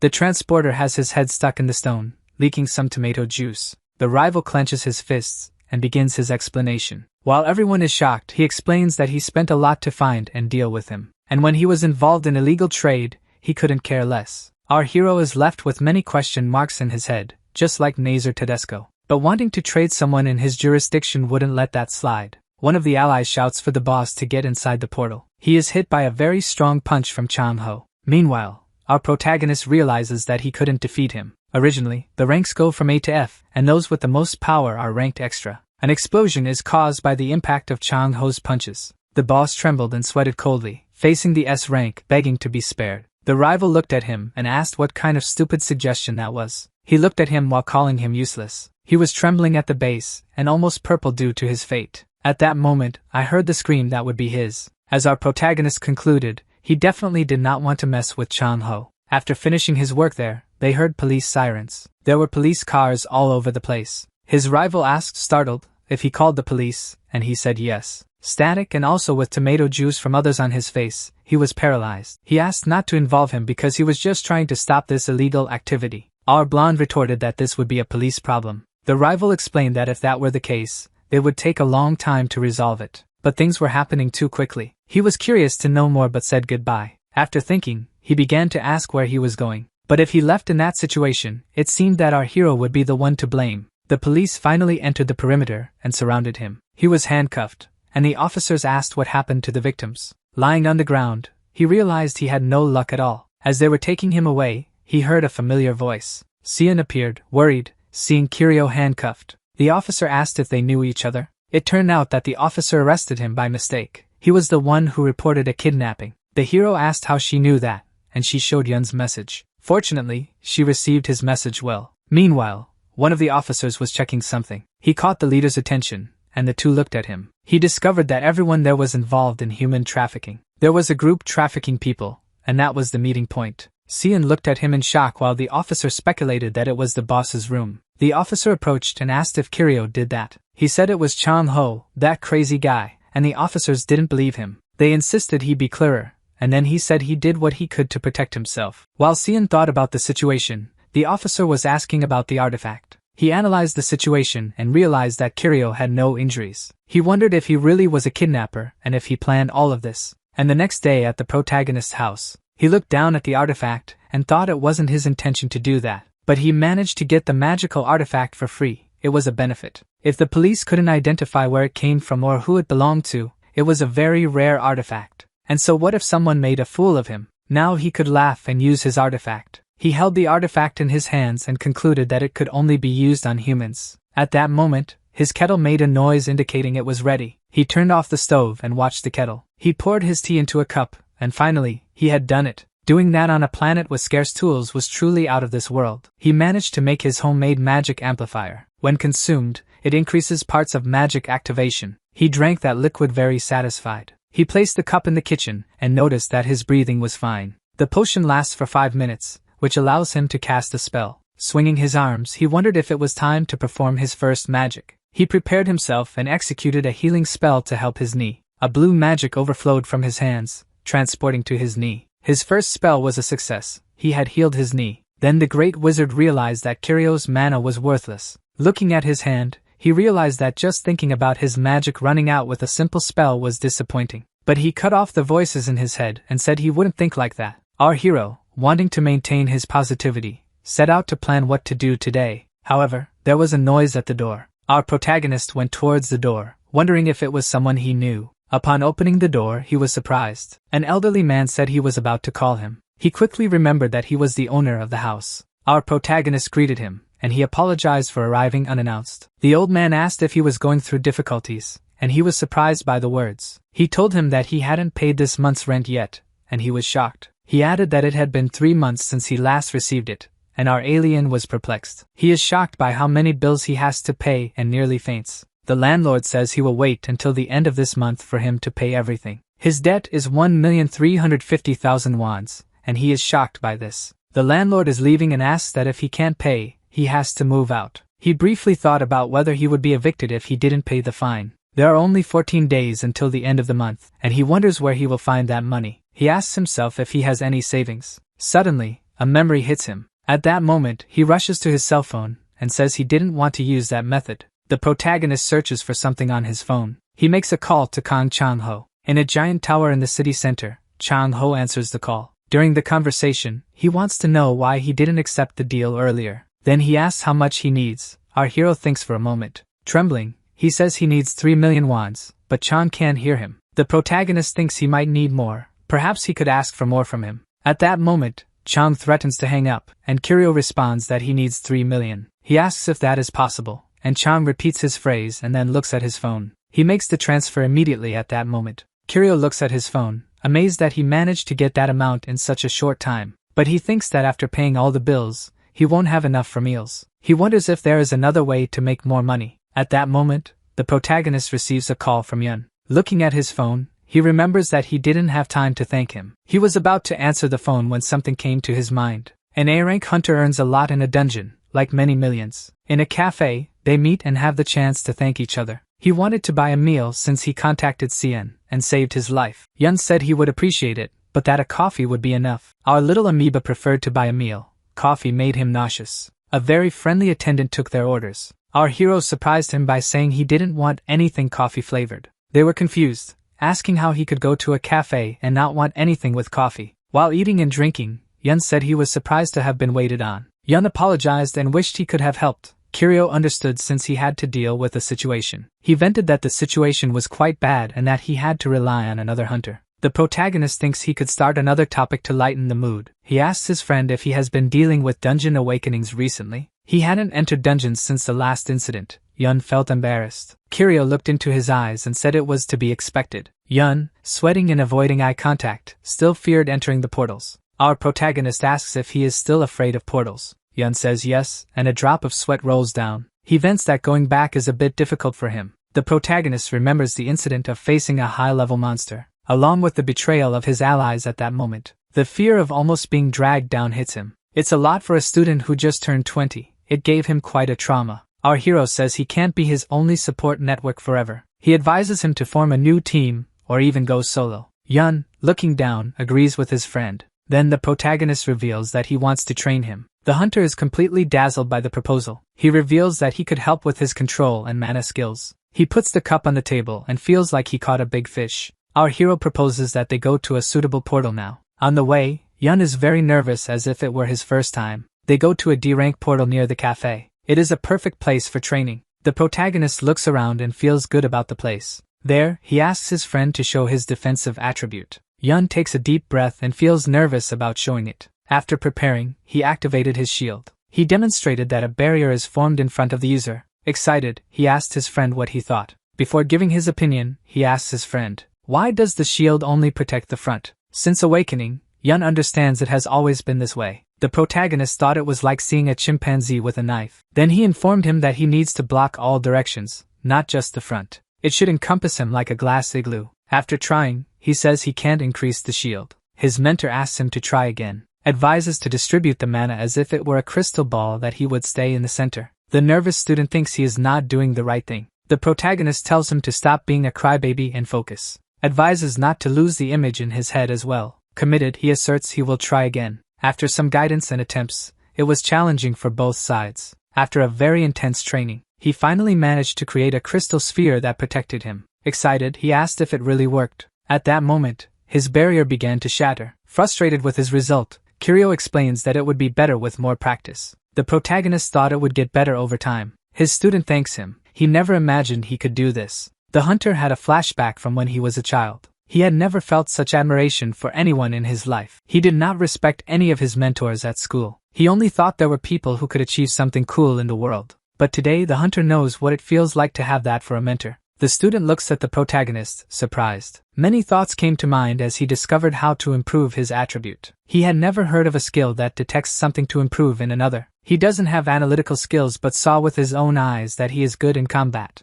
Maybe he used some item to unlock this ability. Finally, he questioned his level to give such advice. At that moment, the protagonist interrupts his thoughts. He approaches and asks if he doesn't want to take a break. Yun lowers his head, embarrassed about his posture, thinking that he was taught by such a capable person but couldn't perform well. He apologizes to Kiryu and promises he will do better next time. Kiryu says he doesn't need to rush while Yun tries to speak. Finally, he concludes that there is plenty of time to train him since he is F rank. Amazed by his image, he is left speechless for a moment. He felt that he was different from the beginning and wanted to reward him somehow. Determined, he asks if he wants something in return. Upon hearing this, the protagonist starts to sweat cold and says there is really nothing. This response is within Yun's expectations. He would not be like the people of modern society who are driven by a little money. Upon awakening with the A-class ability, he thought he could handle anything. But only now does he realize how naive he was. Let's just follow what the big brother said today. Then he cheerfully told the protagonist to come back.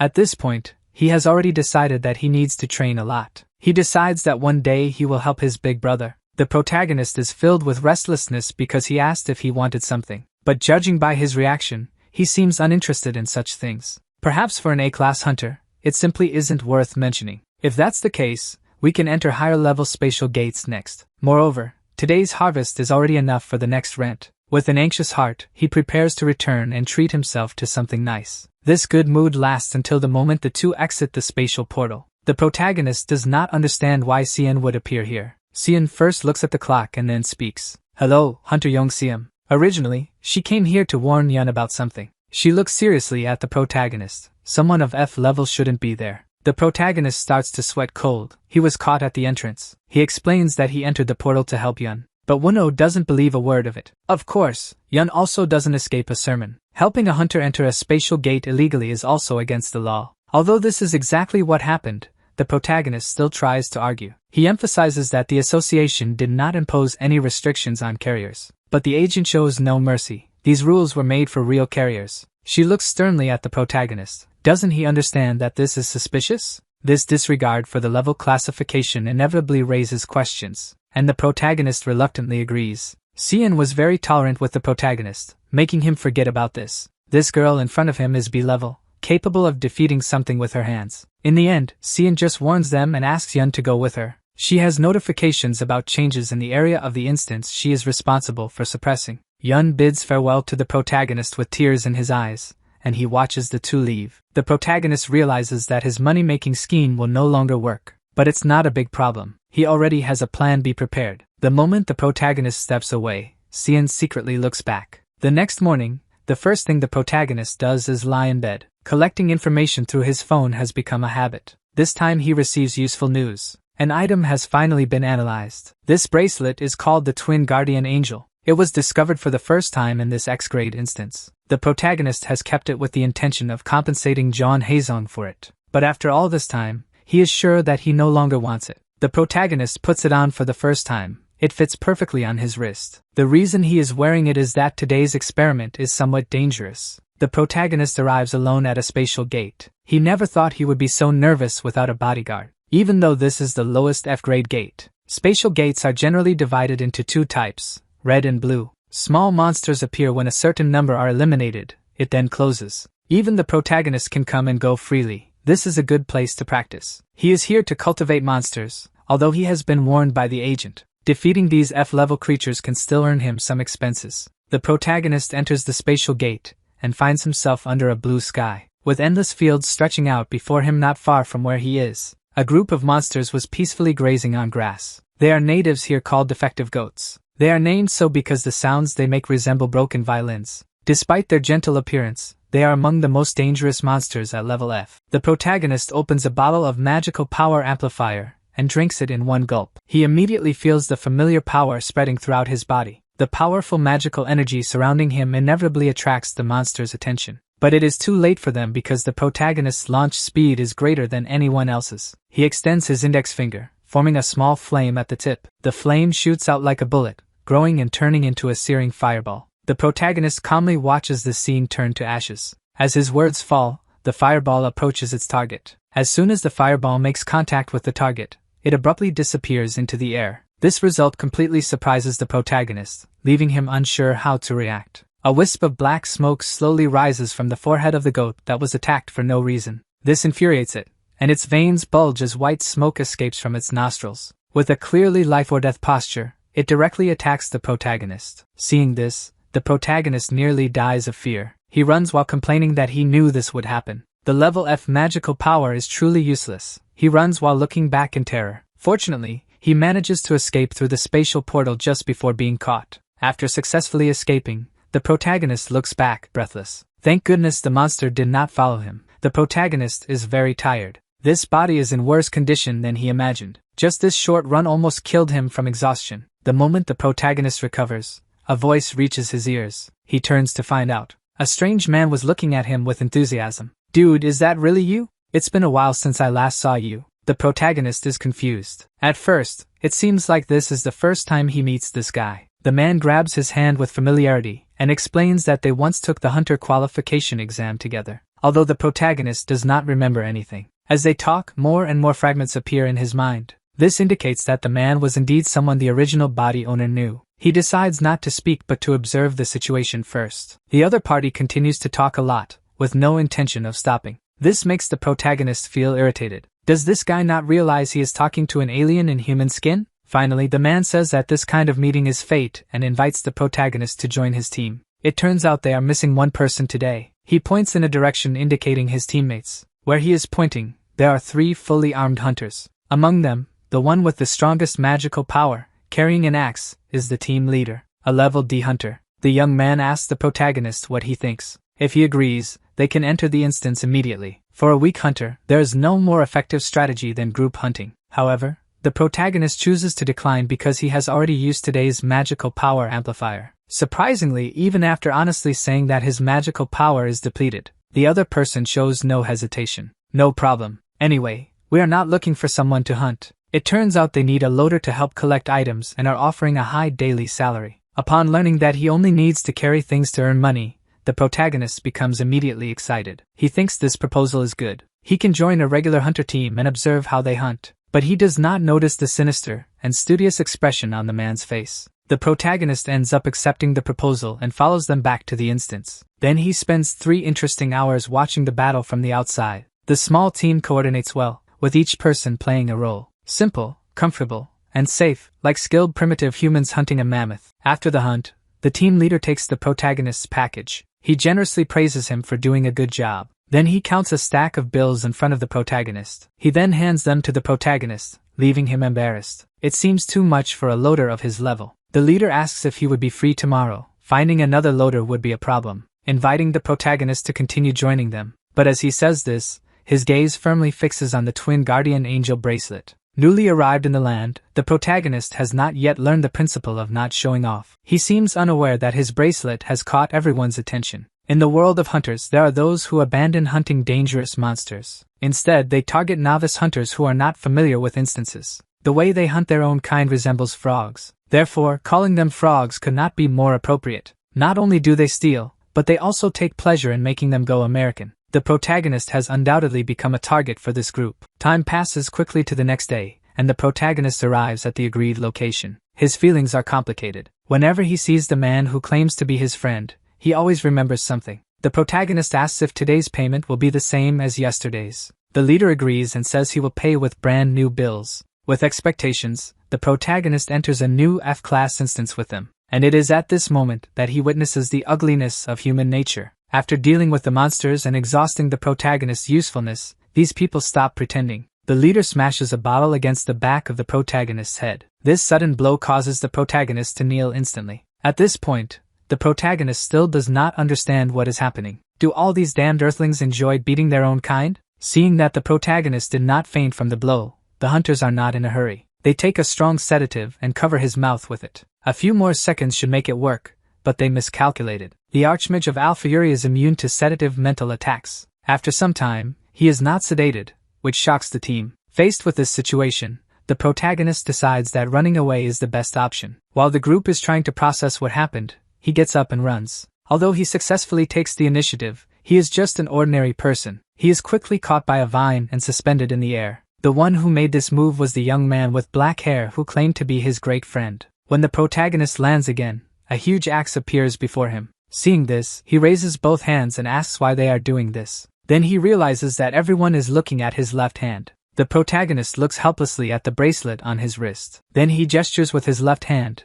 and they lean to the left. Next, he gestures to the right, and everyone follows to the right. So it's all because of this bracelet. This bracelet can block any attack twice, even from S-level monsters. Instead, the equipment meant to protect him has brought disasters. Of course, he cannot hand it over because they would certainly destroy all the evidence. Thus, faced with their threats, the protagonist chooses to refuse. He asks them not to move if they do not use their 2 defense charges. After being used, it will lose its magical effect and become an ordinary accessory. However, these words not only do not work but also infuriate the hunter. He lowers his axe and kicks the protagonist away. The leader is furious with his attitude and starts punching him, and the sound echoes through the cave. With each blow he throws, he begs the protagonist to use it. If this continues, the protagonist will surely be beaten to death. With no choice, he shouts loudly that he will hand over the bracelet. The D-level hunter smiles. Violence is indeed the most effective solution to problems. The protagonist raises his trembling hand and delivers what was his reality. His hand touches the bracelet because just the act of handing it over will end everything. Just when he is about to give up fighting,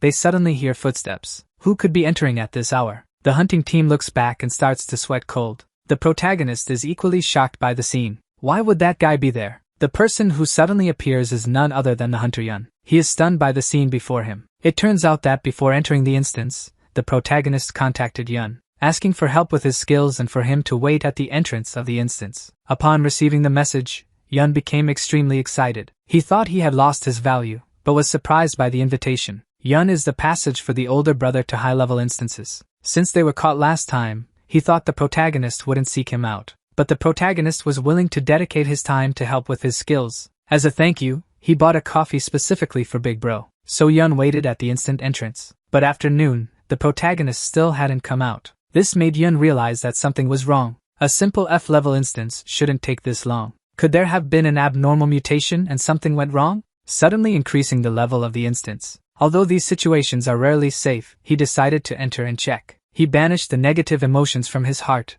and carefully crossed the door. However, what happened next shattered his imagination. He saw his older brother taking a beating, and Yun sighed at the scene. The person who always seemed to be in control was now seriously injured. In Yun's cold voice, a violent and magical power swirls around his body. Then he walks step by step toward the seemingly stronger man. He firmly grabs the man's skull. In the next moment, he violently throws him away. His only concern is to control his strength, to avoid killing them with a single blow. Soon Yun resolves all the fights, leaving none to tell the tale. But his feelings are now mixed, no matter how you look at it. These guys were too weak, they needed to eat a lot of rice and beans. At the moment he is perplexed, the protagonist's voice reaches his ears. The protagonist thanks him, saying that if it weren't for him, he would be finished. He turns around, surprised to see the protagonist walking toward him, battered. Despite his worn face, the protagonist's voice remains calm as always. He was grateful that Yun came to look for him. Yes, however, the protagonist's next words leave him stunned. Yun asks if he wasn't afraid to enter the portal alone.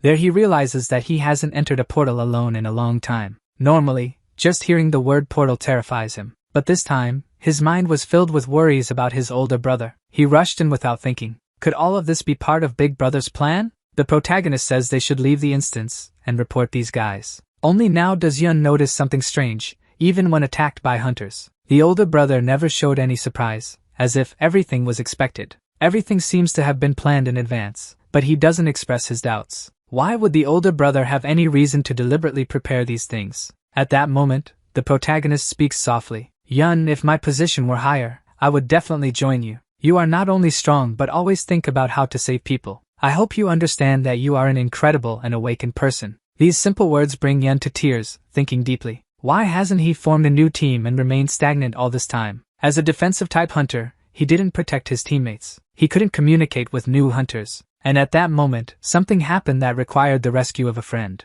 He created a situation similar to what happened before to overcome his traumas. Yun conquered himself through self-rationalization. All of this was the older brother's plan. The injuries on the older brother's body were quite severe. Who would have imagined that someone could strive so hard for others? Understanding everything, Yun speaks with difficulty. Why does he always take such good care of Yun? Upon hearing this, the protagonist seems perplexed. The protagonist advises him to take care of himself, and Yun nods affirmatively. Kiryu, stop trying so hard because you are a good person. Yun looks at the protagonist with admiration, and so the two exit together from the spatial portal. Finally outside, the protagonist asks Yun to turn himself into the police. So while Yun is making the call, he says, "Let's start training tomorrow. You need to go home first." Upon hearing this, Yun is shocked. What do you mean go home? He needed to go to the hospital. But the protagonist waves his hand, saying it's not necessary. Without waiting for Yun's response, he quickly steps away. And Yun watches this scene wanting to speak but hesitating. What F rank can heal itself? Healing potions are expensive. Did he decide to stop pretending to be F rank in front of me? Meanwhile, the protagonist can only lament his misery. His ribs hurt a lot. For the protagonist, this has been a terrible week. First kidnapped by traffickers, then facing thieves who tried to steal his items, almost losing his precious new life. Who knows how many bones were broken, taking several days for the final recovery. Just when he thought he could rest for a few days, today he is called in for questioning by the Hunter Association. The protagonist feels more and more irritated with each passing day, but complaints aside, nothing will change. Looking at the shiny bracelet on the table, feeling guilty about the recent incident. Through an investigation, the protagonist discovered it is worth billions. However, for some reason, he lacks the determination to sell it immediately. After all, being able to nullify any attack twice, who knows when this could become crucial for survival, especially for someone magically inept like him, who can barely withstand slightly stronger attacks. So it's better to carry it discreetly from now on. The weather outside is nice, but the protagonist is in a bad mood, because as soon as he steps out, he encounters a sports car honking frantically. The protagonist wonders what crazy person is causing such a disturbance in broad daylight. When the car window rolls down, it's really the crazy Kang Chang-ho. He quickly averts his gaze, pretending not to see. Unfortunately, Kang Chang-ho doesn't give him that opportunity. He asks the protagonist where he is going at this hour, unable to avoid him. The protagonist reluctantly replies, "I'm going to the Hunter Association." "Oh my god, it's almost time. I'm busy." So that's it. With that, the protagonist prepares to leave immediately. But a warning comes from behind. "Get in the car." As soon as Kang Chang-ho finishes speaking, the protagonist quickly sits in the passenger seat. He fastens his seatbelt, desperately trying to hide his nervousness. "I'm a civilized alien, so I decided to follow Kang Chang-ho's suggestion. Not because I'm scared in any way, by the way. Why did this guy show up at my door?" He carefully considers if he did something wrong. He kept the secret about John A-sung and didn't mention Kang Chang-ho's name during the kidnapping case. There's no reason for him to be angry. The moment the protagonist is lost in his thoughts, Kang Chang-ho's voice suddenly reaches him. "I heard you were attacked by those frogs." He's talking about the thieves. Yes, but it's curious to know how the other party knows that the protagonist answers the question. "I heard you got hurt, so I came specifically to check if your injuries are serious. Isn't that right?" Upon hearing this, the protagonist is startled. "Wait, what did you say you came to do?" Kang Chang-ho continues turning the steering wheel and says, "I came to confirm if you were seriously injured. That was a dangerous accident. Example of grade 10. The kidnapping. Come to think of it, you've hardly had any peaceful days. I'm starting to wonder if you're enjoying this exciting life." Then Kang Chang-ho mentions that he brought a gift and tells the protagonist to open the storage box to see. Receiving gifts is always exciting. Therefore, the protagonist has no reason to refuse. Opening the box, he finds a crystal vial containing a liquid. Kang Chang-ho explains, "This is a recovery potion. Although you don't seem to need it since I brought it, it's yours." The protagonist examines the vial carefully. "So this is the healing potion from the land. I see." Knowing he was hurt, he specifically chose this item. Similar things happen in his homeland when their tentacles are injured. Friends bring recovery potions. Just like children with fevers receive antibiotics. Receiving such friendly treatment in the land is truly unexpected. "Thank you very much. I will make good use of this." Seeing the protagonist accept the gift, Kang Chang-ho smiles. "It's just a small thing. No need to be so surprised." The protagonist simply didn't expect someone like him to do good deeds. This is really surprising, but he doesn't want to take this medicine. Who knows what strange ingredients it might contain. It's better to take it back and study it first. At that moment, with a shout, the car stops. Kang Chang-ho looks at the protagonist and says, "We've arrived. Get out of the car." The protagonist is startled by this sudden order. He looks around and realizes they are in a familiar building, the entrance of the Hunters Association. It seems this earthling has brought him to his destination, although he doesn't quite understand the situation. If he says to leave, then leave. The protagonist expresses his gratitude to Kang Chang-ho, and then asks a question that is intriguing him. Why do you care so much about me? Meanwhile, he thinks silently. He even threatened to kill me if I didn't give false testimony. Upon hearing this question, Kang Chang-ho smiled. Actually, I am interested in developing hunters, and you are one of the most promising. Therefore, unless absolutely necessary, I do not want to harm you. Do you understand what I mean? The protagonist thinks he probably wants him to continue keeping John Aesong's secret, so he nods to indicate understanding. Very good. Now hurry up. Say you were late because you spent too long in the shower. Kang Chang-ho leaves this little tease before walking away. Talent development for talent development, not just to crush the organizations that kidnap the awakened, but immediately rushing with medicine upon hearing that someone is injured. A true patriot. Indeed, although he wants to say this, the reality is certainly not that simple. Because an awakened who can kill their own kind without hesitation would hardly possess such a sense of justice. The protagonist contemplates the healing potion and thinks, why would Kang Chang-ho be interested in a level F person like him? However, this confusing question is suddenly resolved one day. On that day, as usual, he was absorbed in browsing the internet. Then he discovered a skill, ambition, a positive word. But after reading the skill description,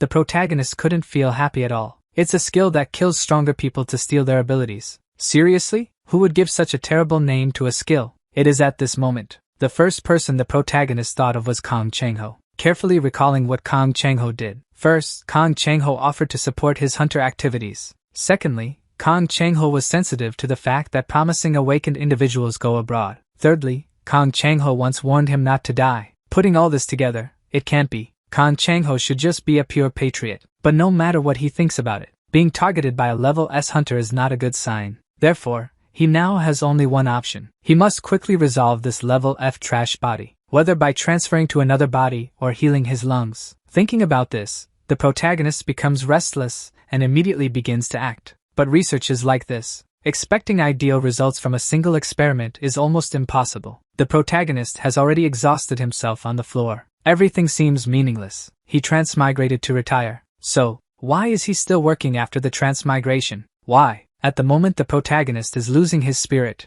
he hears the vibration of a phone. He picks it up and sees an unknown number, starting with 010. Without thinking much, he answers the call. For a long time, there is no sound on the other end. He is about to hang up when a familiar voice comes through the receiver. It's me. Can we meet? An hour later, in a park near the protagonist's home, he sits down with his old acquaintance, Savoyan. Savoyan speaks first. I'm sorry for bothering you suddenly, but I thought it would be better to talk in person. The protagonist says it's fine. Although the association's contacts usually bring nothing good, the protagonist owes Savoyan a favor, so he should at least listen to what she has to say. Savoyan awkwardly sits on the steps and says, I need your analytical skills. Can you help for a while? About 2 weeks. The protagonist asks if she needs something identified. Savoyan explains, it's not that. She is working with the police on an investigation of a case where the criminals left traces in an instance, but they can't decipher them. They have already invited national-level analysts to investigate but with no results. In fact, all the powerful analysts are in foreign companies or large corporations, and the others are of varying quality. Among the analysts, Savoyan only knows that the protagonist is not affiliated with any guild and has already gone through the labyrinth of the magic tower. Then she nervously apologizes,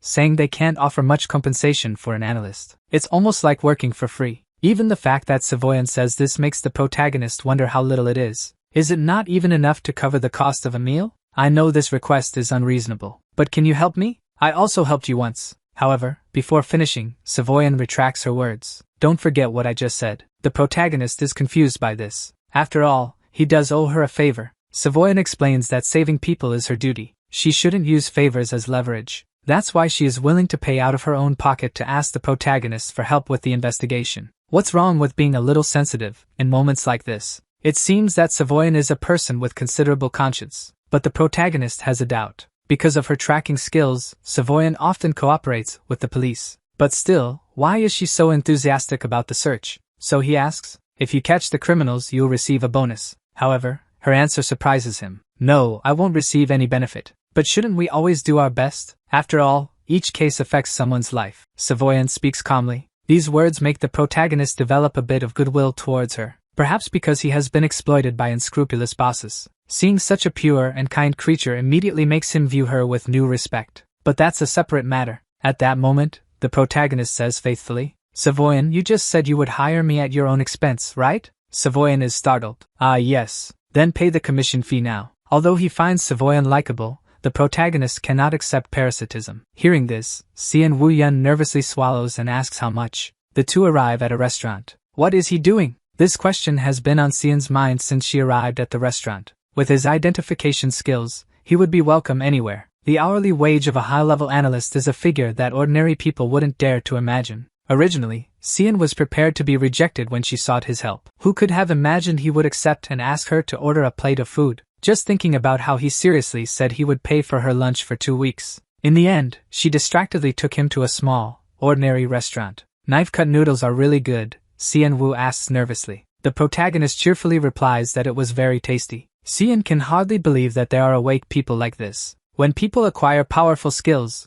they usually indulge in luxury, but he continues to live in such a poor room. However, Xian does not fully trust him. Maybe he seems frugal on purpose to appear more like a level F hunter. For example, during the kidnapping incident, why didn't he run outside? And why did he sneak into high-level instances? Indeed, there are many suspicious points. Thinking about this, Xian looks at the person across the table with attentive eyes. Why is everything going so well? Since her identification ability became public, many have extended olive branches to her, but she ignored everything. But she chose to help him because the situation is urgent, and she needs to seek his help. She won't let her guard down. Soon the protagonist finishes eating, even though it is a deserved payment. The fact that everything is going into his own stomach still makes him feel a bit guilty. Then he watches the woman in front of him closely. When Xian realizes that the protagonist is staring at her, she holds her breath. Finding his gaze always brings an inexplicable pressure. The protagonist asks what kind of business they would be discussing. Upon hearing this, Xian falls silent for a moment, and informs him that there are terrorists in the area. This simple statement frightens the protagonist, who shouts. Xian quickly reminds him to speak more quietly. Xian informs him that they have special and different methods. They don't use bombs or similar means for terrorist attacks, but rather monsters. Xian explains that someone has been deliberately provoking outbreaks in the dungeons. A dungeon outbreak refers to the escape of monsters from the dungeons. The spatial gates are timed as if they were bombs. If the dungeon is not managed, the entrance of the spatial gate will be destroyed and explode, and all the monsters inside will rush towards the city. This phenomenon is known as a dungeon outbreak, and people use it to explore. The protagonist furrows his brow, surprised that someone would dare to do something so dangerous. Xian shakes her head and doesn't know because they have just started investigating. But there is a doubt if the dungeon disappears after a while, how to investigate afterward. This question is quickly answered by Xian. That's why she says the criminal left traces. Because this time the dungeon did not disappear. Recently, there was a large-scale outbreak of fire element monsters. But after the monsters escaped, the dungeon did not disappear. After a while, they will go to a red portal that they would investigate. At the appointed time, Xian arrives punctually with another person. Xian tells the protagonist that this person will enter with him as a supervisor. Curious, the protagonist asks Xian about herself. She explains that she will be waiting outside as she is just support with little combat skill. Xian informs him that this is a B-class dungeon, but there are no more monsters inside. Looking at the spatial gate, the protagonist can't help but feel a subtle sense of incongruity. Several hours later, after sweating a lot in a lava zone, he has results. After they finish their investigation, the two exit the suffocating dungeon. Before Xian can ask about his findings, Kiryu asks for water. After emptying several bottles, he finally feels alive again. With cold sweat on her face, Xian asks what he discovered. The protagonist's first words are, "I have bad news for you. We probably won't be able to identify the perpetrator." Upon hearing this, Xian is startled and asks why. Because there are no clues confirming the identity, and the dungeon shows no signs of human manipulation. However, he found something strange pointing to the spatial gate behind him. This is a channel forcibly opened by an awakened one. Upon hearing this, Xian's eyes widen in surprise. If it's a forcibly open channel, then this is a false exit. In summary, a terrorist can open new entrances and exits in dungeons. Xian wonders why someone would do such a thing because of outbreaks in the dungeon, but the protagonist indicates that this is probably not the case. In his analysis, the protagonist thought of several methods to open the dungeons, so he can say that the number of channels has nothing to do with the dungeon. At that moment, the protagonist remembers something. Xian said that this strange dungeon is not the first, that this situation has occurred 3 times this year, with dungeons suddenly exploding ahead of schedule. The previous crimes left no evidence, but this time they deliberately left an empty dungeon to attract attention. What could be the objective of these guys? Cian speculates that perhaps the criminal this time is not the same as in the previous cases. Although this assumption is reasonable, it remains mere speculation. Don't go into this dungeon again in the future, Cian warns the protagonist, pointing to the spatial gate surrounded by police tape. Cian doesn't understand why. The protagonist explains that this false channel is highly stable and will disappear in a day. Upon hearing this, Cian turns pale. Her only clue is about to vanish. The protagonist looks at the spatial portal and realizes he needs to find new clues. Soon after, the dungeon that the protagonist warned about indeed disappears from the world. They lose their only lead to track the criminal. From that day on, the terror incidents also stop, and the communication between the protagonist and Cian Wu gradually decreases. Bored, the protagonist stays home browsing on his phone. Recently, everyone has been discussing a topic. A series of disappearances in the Umbian district with 7 victims. All ordinary people without magical power. Who would be capable of doing this? The protagonist wonders. Suddenly, a phone call rings. It's from Cian Wu. The protagonist answers without hesitation, followed by a normal conversation. Cian always likes to convey information clearly and concisely. With the unfolding disappearance case in the district, she has been appointed as an investigator, and the protagonist, who signed a 2-week contract with her, is now dragged along. In another location, the protagonist successfully meets Cian and raises a question. If we are looking for missing persons, her ability could help. He has reasons to suspect that she is treating him as free labor. He was about to say that he used his skills with the missing persons. The results were very strange, completely out of the ordinary. He couldn't locate the first 2 people at all. When searching for the last person, his ability worked normally, but their location is underground. Upon hearing this, the protagonist is shocked. The missing person could have been buried alive. The serious crime is already apparent, but Cian's confusion doesn't end there. Her ability can only confirm the identity of a target. She can track their location even if they are dead. In the first 2 cases, she couldn't even find coordinates. Therefore, Cian suspects that this is a trap set by the criminal. So you called me here to explore a trap, the protagonist comments accurately. Indeed, normally we wouldn't call an evaluator in these situations. It would be safer to have an active hunter. Upon hearing this, the protagonist almost laughs out loud and mocks the situation. Cian seems to hear the protagonist grumbling and asks. The protagonist naturally changes the subject, saying it's nothing, because complaining to her wouldn't help at all. They continue searching for the missing persons. Soon, Cian stops walking and says that the missing persons would be there. If a missing person buried underground is motionless, there is only one possibility. Everyone falls into a brief silence. Quickly, this area is cordoned off. The police officers who are investigating gather here. Then, the police supervisor organizes a group to search the surroundings and another to start digging. Cian tells the protagonist to patrol the area with her as there may be more clues. The protagonist curiously asks if he doesn't need to supervise the scene. However, his task is already complete. He has used his tracking quota for the day. Cian explains and then gives a bitter smile after saying it 3 times. I am just an empty and useless shell. The protagonist does not respond much to this statement. However, the conversation continues between the two. Please notify immediately if you find anything dangerous nearby. Although the protagonist is already examining, he still nods, saying, there are no magical traps in this area. Cian laughs and says that this was a positive point. However, in the next moment, she seems to notice something. Suddenly, she stops walking and says,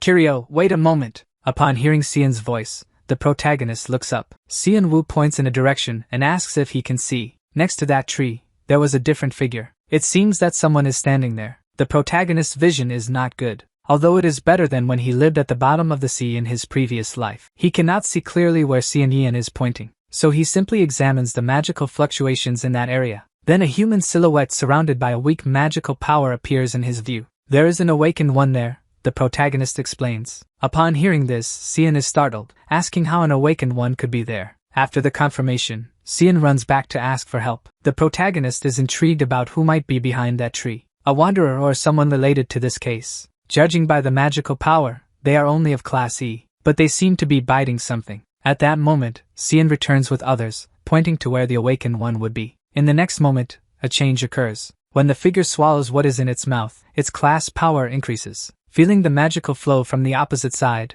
the protagonist suddenly realizes that something is wrong. And wait, it seems that this person's target is different. He abruptly turns to look to the side and shouts to Cian, alerting her. He reaches out to Cian with the intention of pulling her away. But it is too late. The awakened one has already unleashed its ability. Although the protagonist notices his body is slow, he cannot keep up with the pace. The protagonist simply tells Sian not to panic, because they were about to fall, and when the protagonist finishes speaking, they fall. A strong sensation of free fall spreads quickly through their bodies. A blue portal opens like the enormous mouth of a beast. After a long fall, they land in a small lake. The protagonist, who was a sea creature in his previous life, is relaxing, feeling as if his back is almost broken. Sian cannot swim, and another police officer goes towards her to rescue her. Soon, Sian is pulled from the water. The officer calls her name while pressing on her abdomen. The investigator coughs up the water and finally manages to breathe. The officer relaxes, turning to ask the protagonist what had happened. He receives confirmation from the protagonist that 3 people were captured this way. At that moment, the blue light coming from above suddenly disappears. The entrance to the dungeon closes.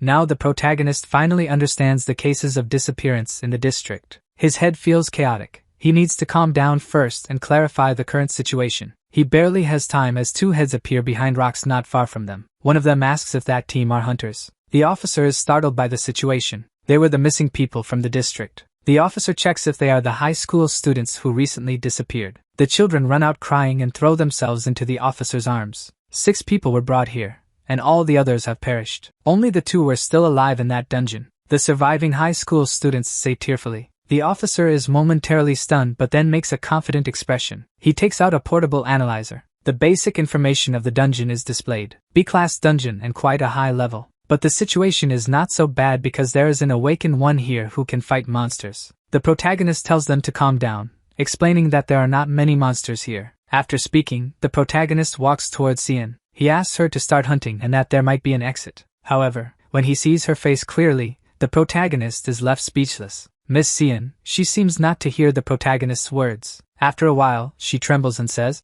"Let me out, let me out." Her body is in a state of shock. Communication is completely impossible. She even starts scratching her arms with her nails, and her eyes are filled with terror. Sian Ian has always lived a very ordinary life but was satisfied with it, getting up in the morning to go to school and helping her parents manage the farm. Her parents didn't want her to do the heavy work and asked her to go play. However, young Sian Ian said she preferred to pick tea leaves. In short, whenever she had time, she diligently helped her parents. It was a quiet day like any other, but on that day, peace was shattered. A red space gate suddenly appeared, and a monstrous bird flew out from within it. Sian Yen and her mother were terrified and trembling. Faced with the monster running towards Sian, her mother did not hesitate to save her. Then the monster bird bit her mother. For his wife, her father approached without hesitation. Sian Wu, her awakened ability is not a searching power. Her true awakening is of the wind type. On this planet completely enveloped by the atmosphere, who is as powerful as you. She had been hiding her true attribute all along. She is fundamentally an atmospheric manipulation mage. The protagonist knew this from their first meeting but never mentioned it. Sian looks at the protagonist in disbelief and asks how she knew. Then she explains that she wasn't lying. The protagonist does not understand what she means and hears Sian say that she does not use it. It turns out that the monster that killed her parents 7 years ago was a creature that controlled the wind. Ironically, she awakened with the same ability as the monster. Every time she tries to use her ability, that memory surfaces in her mind, stopping her. Upon hearing this, the protagonist is stunned. There were no such cases in Alpha Yuri. Psychological problems that prevented the use of magic. This is a completely beginner characteristic. After reflecting for a moment, the protagonist simply warns that there is nothing wrong. In other words, you can use your abilities whenever you want. She is the strongest hunter of her class and can easily handle the monsters here. She asks her to trust her words. However, despite this, she still hesitates about her ability. Deep down, she doesn't believe the protagonist at all. Why would he be standing there in this impasse? A sudden scream is heard, and they look towards the sound only to see a flying monster. The monster with its wings spread is exactly like the one from the accident 7 years ago. In an instant, Sian remembers the fear of being dominated by monsters. She is so scared that she trembles all over, unable to move. The protagonist shouts at Sian, seeing no response from her. Our hero finally decides to give up. Those destined to live will survive. But the problem is the behavior pattern of this monster. It completely ignored those who were standing and headed towards Kiryu. To make matters worse, the protagonist trips over a stone and falls. Then the monster catches up and assumes an attacking stance. Finally trapped in a desperate situation, the protagonist screams. But Sian, overwhelmed by panic, does not hear his voice. However, the next scene makes her awaken her mind and pull back to reality. The tail of the flying monster pierces the man's shoulder like a hook. Even from a distance, the sound of the impact is clearly audible. At that moment, a strong thought arises in her mind. Was he not hiding his level and really just a weak class F? Confusion suddenly arises in her mind. If this continues, this monster will finish off its prey, dragging it into the deep cave and finishing it off, just like her loved ones died. The terrible scene of that day once again overlaps with reality. At that moment, her heart suddenly exploded with a sharp pain. Sion screams in anger, and a gust of wind arises from nowhere. It is Sion releasing magic unconsciously due to the enormous impact of the scene before her. This is the power she wanted to use to protect her parents 7 years ago. The airflow transforms into blades, tearing as if cutting paper. Sion kills the Class B monster with just a flick of her hand. But before she can rejoice, she immediately rushes to hold the protagonist. Picking the protagonist up as if he were a princess, Sion lets out a sigh of relief and places the protagonist on the ground, anxiously asking if he was okay and how she could help him. She searches frantically but realizes she has no recovery potions. However, the protagonist says that she would manage and was alive on her own. Upon hearing this, Sion silently sheds tears. Reality is completely different from her daily nightmares. With this power, she can finally save other people even amidst the chaos. This fact leaves a deep impression in her heart. At this moment, the police officer who fled with the 2 children returns. Seeing the protagonist's deplorable state, he asks if he is okay. Sion immediately asks the officer if he has emergency tools. Unfortunately, the officer says he does not have any. The protagonist observes the scene and then sits down calmly. The officer warns him not to move, but the protagonist says he is fine. He asks everyone to step back because he needs to take off his clothes to recover. He says he has a recovery potion. Sion looks at him with a hole in his body but shows such serenity. Secretly, she suspects that this person might be injured and not quite right in the head.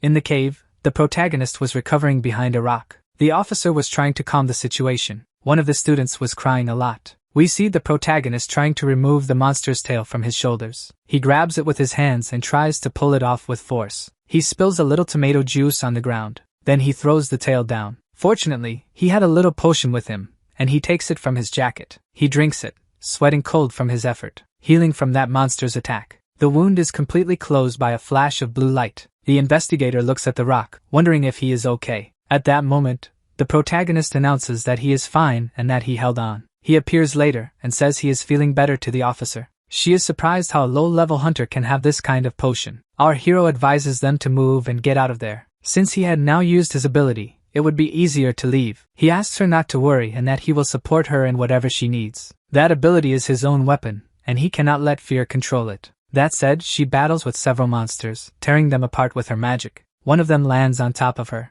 At the last moment, she reacts, slicing it. Our hero congratulates her for doing very well. The group joins her, and she is very tired. Does that mean they could go home? They could already leave, but the protagonist says to wait a bit. Meanwhile, the investigator wonders if she should already speak the truth. She has been covered in paperwork all this time, and now has to face a big monster. A large sculptural stone door is seen by them, and a large red eye with a flash of light appears. Honestly, she was very scared. The protagonist was observing the entire scene. The investigator was paralyzed with fear, unable to deal with the monster. Our hero approaches her, who was sitting and withdrawn. He directly asks her if she feels like she won't be able to do it. She looks at him, not understanding what he just said. The protagonist apologizes for what happened earlier. Perhaps he overloaded her. He ends by saying that it is not her fault but rather those terrorists who threw them there. But given the circumstances, she should try a little harder one more time. If she succeeds, she would survive in any kind of dungeon. Determined, she stands up to continue and says she has rested enough. The group walks towards the door, but the protagonist stops them, saying to wait a moment. He informs the group that the boss is quite large, so the situation would be very dangerous. Only the protagonist and the investigator would enter there. The doors open,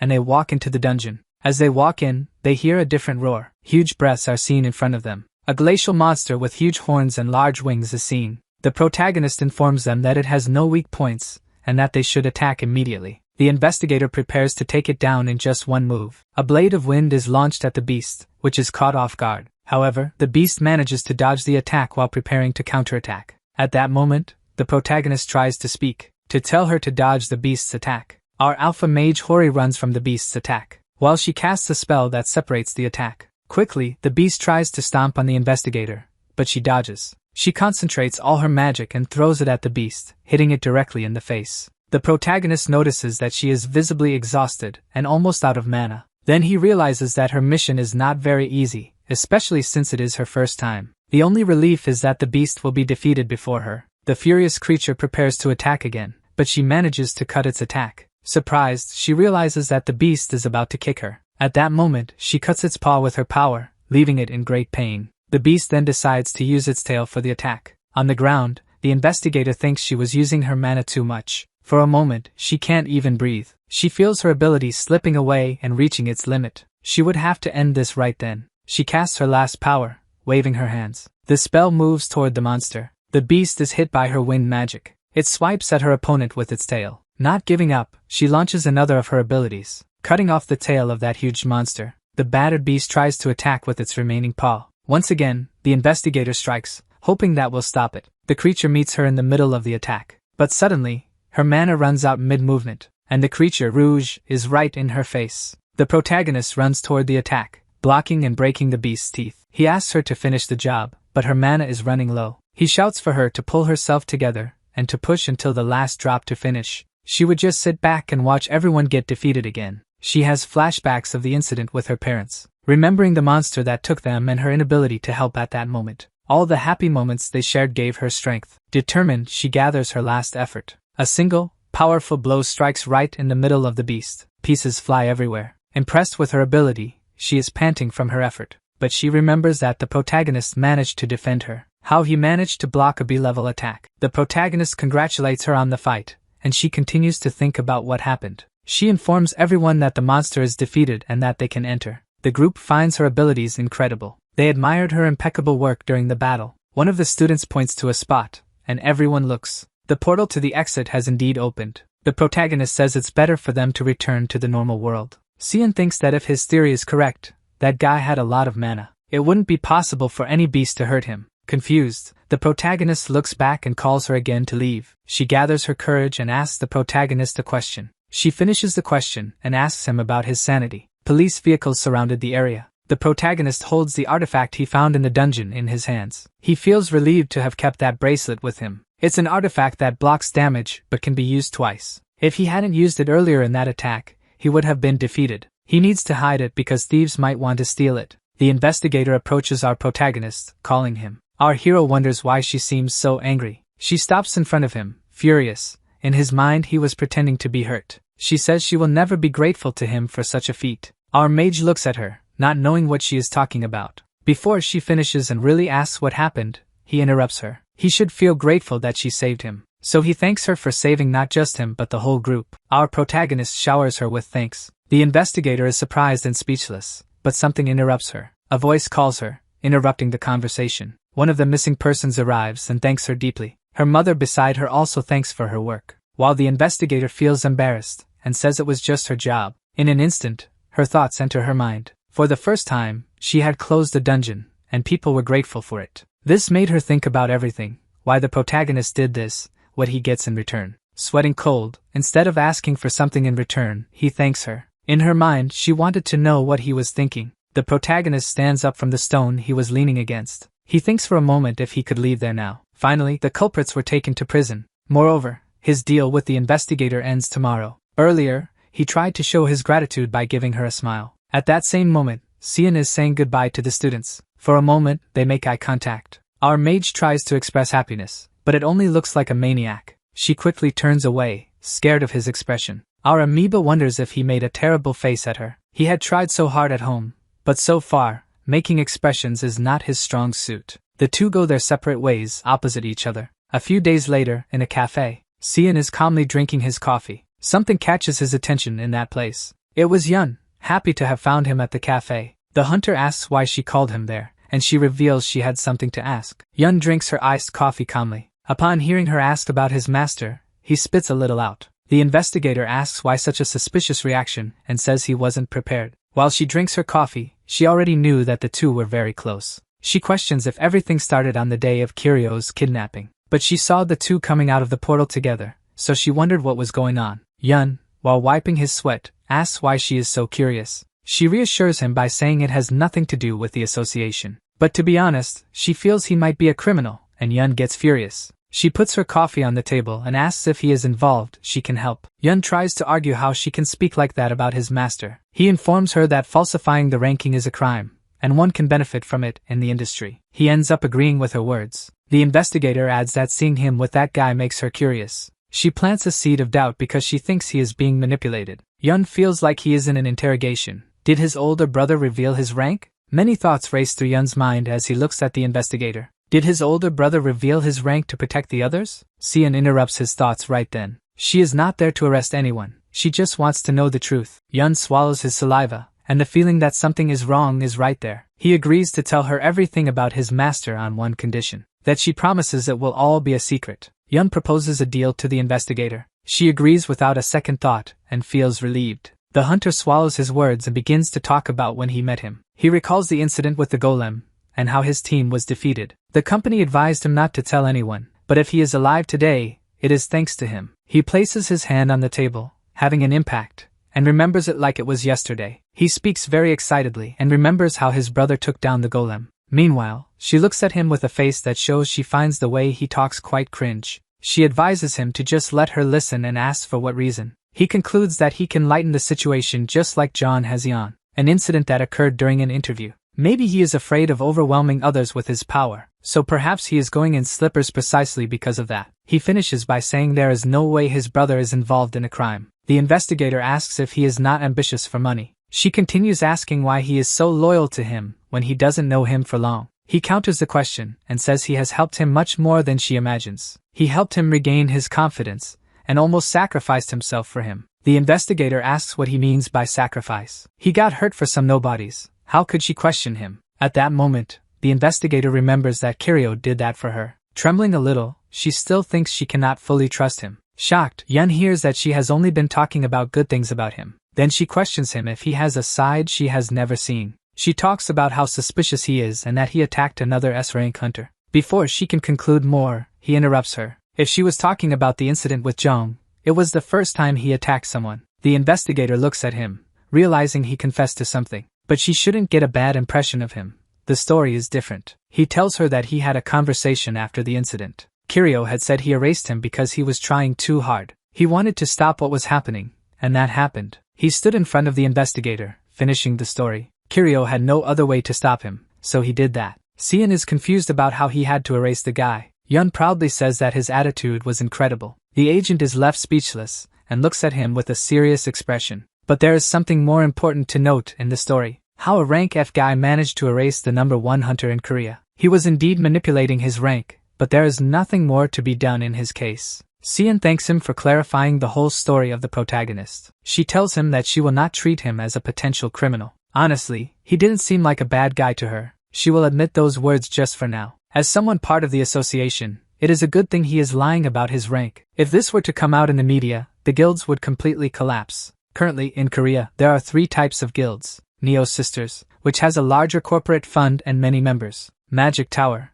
a guild full of talented awakeners led by Esther. And the Hunter Association, which is connected with some government matters. Because of the S ranks of each, everyone has influence. But what if an S rank member signed a contract with one of the guilds? In the worst case scenario, the association could lose influence. In the food court, where there are many people, a meeting takes place. The manager of Magic Tower introduces himself and meets the protagonist. The protagonist grimaces upon seeing the coffee, recalling the Alpha Ori glue. The interviewer asks if he is okay due to his disgusted expression. Why is the Alpha Ori crowd so obsessed with coffee? Kwok says it's better to get straight to the point. The manager states that it was a meeting about a unique opportunity, and the protagonist interrupts. Kwok is startled by his reaction, and Kiryu asks directly. Slamming his hand on the table, he asks if he is insinuating that he should join the Magic Tower Guild. A few days ago at the Magic Tower, Kwok, frustrated, tells the guild leader to wait a moment, because he needs to hire an F ranker. His lovely leader says that her mission is to bring him to the company. Wasn't he the one whining about needing to grow the team?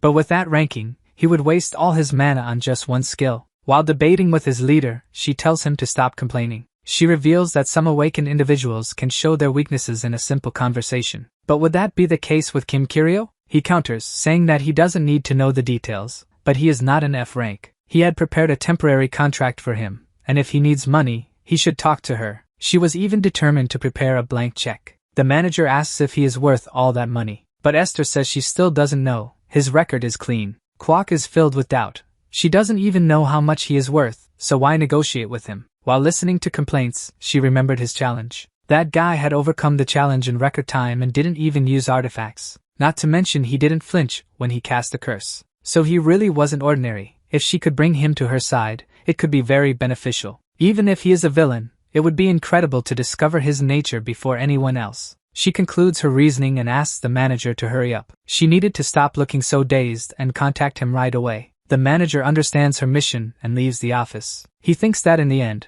hiring him will be easy, especially since everyone is looking for money. He pulls up his computer, ready to make contact. At that moment, our protagonist is not happy about the opportunity. Kwok swallows hard and prepares for his actions. He is aware that he has already rejected the hiring before, but they decided to reach out and see if they could discard this option. The last offer was made without thinking. Perhaps the new terms would please him. The manager places the contract on the table. The protagonist carefully analyzes the contract. This amount is very large for someone of his level. But even so, he is not interested. He wants his freedom. Our little amoeba, in favor of ending the scale, declines the offer. Kwok is surprised by his quick response. He asks the protagonist if he is already working with any guild. He reveals that he doesn't want to be part of any while the manager tries to negotiate. With a firm no on his face, he thinks he has a big challenge ahead. Maybe they had misjudged him. They were even willing to propose a blank check, but it seems he wouldn't accept. He had no reaction upon hearing about the blank check. Our mage only thought that he hated all companies. He says he won't have a choice while holding on to the contract. He asks them to forget the offer and reaches into his bag for something. What he was about to propose was something different, something temporary. Recently, they found an artifact that they couldn't analyze. The protagonist thinks that evaluating an artifact won't take long. He looks at the temporary request and analyzes it. He examines the contract page by page and sees how much all of this would cost. Surprisingly, he finds the proposal interesting. He asks without hesitation where to sign. The manager shows him where to sign, offering a pen to the protagonist. He writes his name on the contract, sealing the commitment. Then he asks where and at what time he should go. 2 days pass since this event. Kwok arrives at his job. The receptionist calls him, and he greets her. She surprises him by saying that Kiryu is waiting for him. The fact that he couldn't hire him still burns in his skin. When he experiences the service, he will be completely smitten. The manager calls him in, inviting him to enter the laboratory. The material for analysis is stored inside. The laboratory door opens for the two of them. The second analysis laboratory is impressive and high-tech. Kwok explains that this material came from a rank 8 portal and is unique. According to the association's table, it is the third rank of the 5 competencies. The evaluation is determined by the performance of the object. They arrive and stop in front of the object. Just by looking, it's clear that it's nothing ordinary. A grand sword with a purple core is seen. The manager informs him that the name of the sword is the Cursed Sword for now. I have a reason why it's called that. It was acquired after defeating an A-rank monster. Everyone was very excited because they found a rare item. However, when a hunter placed his hands on the sword, immediately shadows struck him, draining all his mana, leaving anyone who touches it completely zombified. In reality, it is a sword that absorbs every drop of mana from its body, but its absorption rate is abnormal, making analysis difficult. Scientists suspect there is some hidden additional item. The manager warns that this won't be easy for him either. At that moment, our protagonist grabs the sword by the hilt. Kwok is shocked by the scene while Kiryu analyzes it. He lets slip that he shouldn't analyze it that way. He just explained how dangerous that sword is. But how can he be so fine with the artifact in his hands? Not even our best hunters manage such a feat. The protagonist holds the weapon in his hands, observing it. Who exactly does the guild leader want to put inside the magic tower? He needs to complete his diagnosis. He looks back. He notices the manager completely shocked by the scene. But that object was simply a magical item that was like a vampire. However, the weapon also has a defense mechanism. The greater its ability, the faster it will drain your mana. So the protagonist was not affected by the artifact. The worried manager asks if he is okay. The result of his analysis is that the sword becomes stronger the more mana it absorbs. So how should they use the artifact when even A-rank hunters were collapsed? They should just endure so that the mana is not absorbed. The manager looked at him confused by his words. Don't tell me they never tried that option. Can they even do that properly? So basically, according to the analysis, they have to just endure the pain. What kind of heartless and brilliant idea is that? The protagonist realizes he can't, so he concludes that the magic tower is quite weak. Countering his assumption, the manager says it's for reserve hunter teams, so there wouldn't be enough hunters to make that play. Of the people he knows, Chang-ho would be a guy who could manage it. He returns the sword to the place where it was displayed. Kwok then concludes that only S ranks would be able to use the sword. The sword is on display for everyone to see while the manager still doesn't believe it. The manager thinks of various theories about our protagonist, but he is interrupted by Kiryu at that very moment. Kiryu asks if something is wrong while he bursts into laughter. Behind them, they hear a familiar voice entering the room. Esther enters the room and greets the two. She stops in front and notes that they are doing very well today. It turns out she heard that Kiryu was around and wanted to see him. The protagonist, fed up, says they have already finished their work there. Esther leans in and asks what the result is. Our mage thinks that if he messes up now, he will be in trouble. There's nothing dangerous about the sword. Esther asks if there's nothing hidden within it. She easily reaches for the sword with her hands. She even praised the blade contained in the sword. Almost having a heart attack, Kwok places his hand on his chest. The protagonist asked for the sword to check it before leaking it to his home. He was surprised with the leader wanting to gift it to him. No one from his guild could then receive it as a gift. Our hero thinks a bit before accepting. He had to be very careful. Esther jokes that the sword won't bite him. Immediately, he thinks that this is sarcasm from the Earthlings. She approaches him while trying to conclude a thought, but her phone rings at that exact moment. It was a notification of a disaster that was happening. Esther's phone also rings, and she quickly picks it up. She answers the phone in front of everyone there. She sighs, and the news is that an A-rank dungeon has been opened. Indeed, the world doesn't want to leave her alone. The protagonist asks why this dungeon is being reported directly to her. It seems that 2 A-rank dungeons were opened at the same time. How is it possible for 2 portals to appear out of nowhere? He checks his phone and realizes he received 2 alerts for these portals. He wanted to have coffee with the protagonist, but something interrupted them. The leader asks to call for reinforcements because they will have a lot of loot. The protagonist asks if he can go with them. He could analyze the mana stones. There wouldn't be any problem taking him along. But what would he do there? He wanted to see Esther battle in real time. Since he didn't see any curse skills, how about filling his head once? Acquiring all that mana, she is sure she is very skilled. The manager tries to warn him about something, but Esther interrupts him. She invites him into her car. It seems our little amoeba knows how to score points with others. This way, she will maintain a good relationship with that scary hunter. Esther walks ahead of the group and thinks about how much of a jerk he is. Why would he be interested in her power after neutralizing her last time? She slams the car door in frustration while remembering why on earth he needs to see. Inside the car, she tells him to go straight to their destination. Everyone fastens their seatbelts before they actually head to the portals. The car goes very fast, and Esther thinks that this jerk can't treat her like this. Why is he provoking her out of absolutely nowhere? And the next time he does this again, she won't let him get away. It seems Mr. Kim is much tougher than he appears. The city is in chaos because of the portals. One of the hunters guides them back. Arriving at their destination, she notices that the portals are quite large. 2 giant red portals are open side by side. Esther checks if everyone has evacuated and prepares by rolling up her shirt sleeves. She concentrates all her energy in her hand and doesn't even know where to start. The protagonist, getting out of the car, looks at the portals. Unlike the blue portals, these spit out monsters at all times. A loud sound is heard from within one of them. It must be the sound of some monster inside the portal. Esther orders them not to stay close to her. It seems like it will end up making a mess. Immediately, the hunters run to the opposite side, leaving Kiryu confused. The manager calls him, worried about what is to come. From now on, don't stay too close to our boss. They really trust Esther's ability. With all this, she will really be fine alone. Huge claws emerge from the portal while the leader observes the pause. A swarm of flying monsters appears on the scene. Huge stone monsters also take over the streets. They pass in front of Esther, who concentrates her ability in her hand. Illuminated with yellow eyes, they are everywhere. The stone monsters walk with marbles using them as weapons. There are mutant spiders scattered across the ground. No less important, a different figure appears. A wizard with a garland of bones attached to his head appears. The mystical creature concentrates its power into red sparks, forming a sphere and throwing it at a fixed point, where a great explosion occurs. It is utter chaos, monsters everywhere. How does she plan to deal with all of that alone? She plans to start on the left since she is left-handed. The hunter approaches the creatures that seem to be waiting for her. In one movement, she envelopes herself in completely purple mana.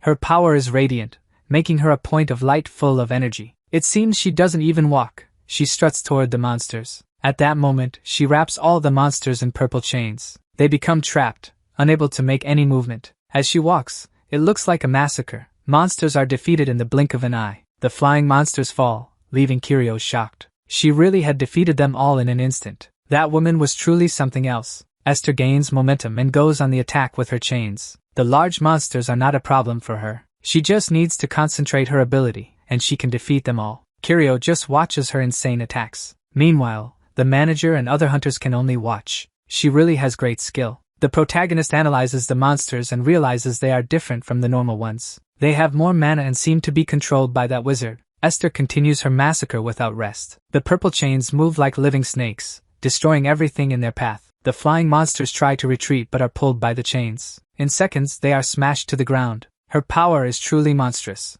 Kirio thinks it's no wonder she is called the leader of the magic tower. Esther takes a deep breath and prepares for the next attack. The wizard from the portal raises his hand and conjures another red sphere. She just smiles disdainfully. The sphere is thrown at her. But in a quick movement, the hunter wraps the magic with her chains. The energy is neutralized instantly. Kirio watches in disbelief. That woman is truly a monster among hunters. But still, he notices something strange in the wizard's mana. It seems to be draining energy from within the portal. Maybe he is not an ordinary monster. Esther finishes off the smaller monsters and begins to advance against the wizard. The manager shouts for her to be careful, but she completely ignores him and charges forward. The chains pierce the wizard's body. However, he disappears in a cloud of smoke. It was just an illusion. Kirio immediately understands that the true enemy has not yet revealed itself. The ground begins to tremble in front of the portal. A gigantic figure starts to emerge from it. The hunters are terrified by the sight. It is a colossal golem covered in black rocks. Its eyes shine with blood-red light. The pressure it emits is overwhelming. Esther grits her teeth and prepares to face it. Kirio feels a shiver run down his spine.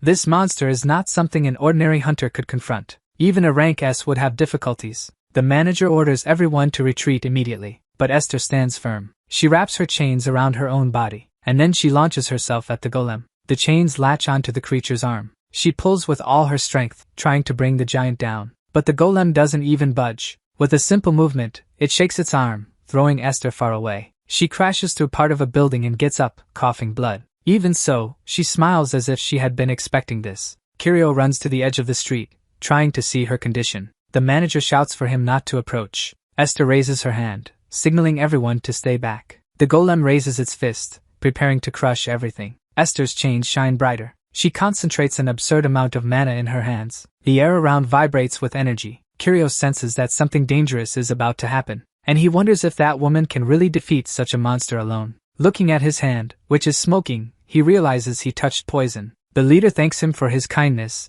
and notes that not thanking would be rude. Even as the leader, she takes too many risks. Reinforcements arrive with a towel to remove the poison. Today's incident wouldn't have happened if the civilian had stayed quiet. Esther asks the protagonist what he would have done in that situation if the civilian had been involved. Being so calm, he would have handled it well at that moment. He asks the question and continues cleaning the sleeves of his shirt. Then the protagonist reveals that he has been in a similar situation once. In that situation, he cancelled his spell, but everything nearby exploded, and because of that, the civilian's arm exploded. Esther, shocked by his response, indignantly asks how that happened. The protagonist adds that nothing is more precious than life. As he finished his sermon, he had a last-minute emergency. Our hero, sweating profusely, apologizes and runs down the street. Meanwhile, Esther wonders if he is feeling a bit unwell. Kirio's words echoed in Esther's mind. The emergency for our protagonist is that he has no tolerance for poison. In a ruin, Esther is sharing her thoughts. At first, she thought Kim was a jerk,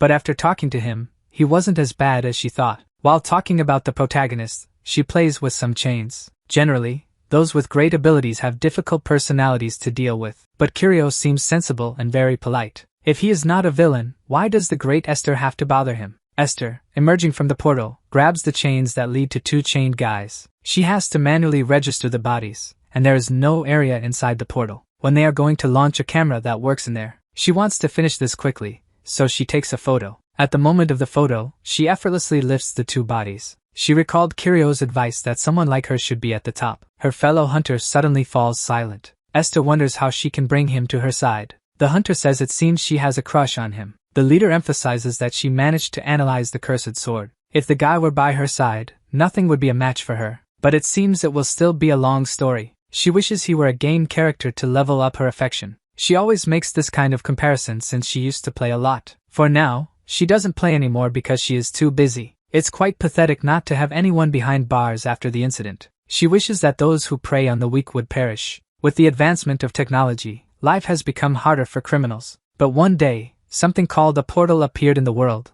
and everything changed. The power that came with monsters from another world also arrived. It challenged the science and comfort that humans had built over generations. Since then, criminals have been the hardest to deal with. There weren't many awakened individuals in law enforcement to capture criminals, nor did they have means to punish these criminals. The government decided to take measures behind the scenes. They hired S-level awakened individuals to secretly deal with these individuals. Esther was resting in her office after dealing with criminals that week. At that moment, her assistant appears, asking if she has finished the report. There were some missing pieces of information in that report. It didn't matter how tired she was, she couldn't let public opinion get worse, even if she said that about her people. She takes her work very seriously, being extremely honest. Esther asks if there's anything else she can contribute, and she has some fresh news. The leader asks to see this news, which is brief. On the tablet, we see an article written about an invisible man. Could he be another type of awakened criminal? Kiryu is listening to the news while eating his ramen. He gets some information about the invisible man.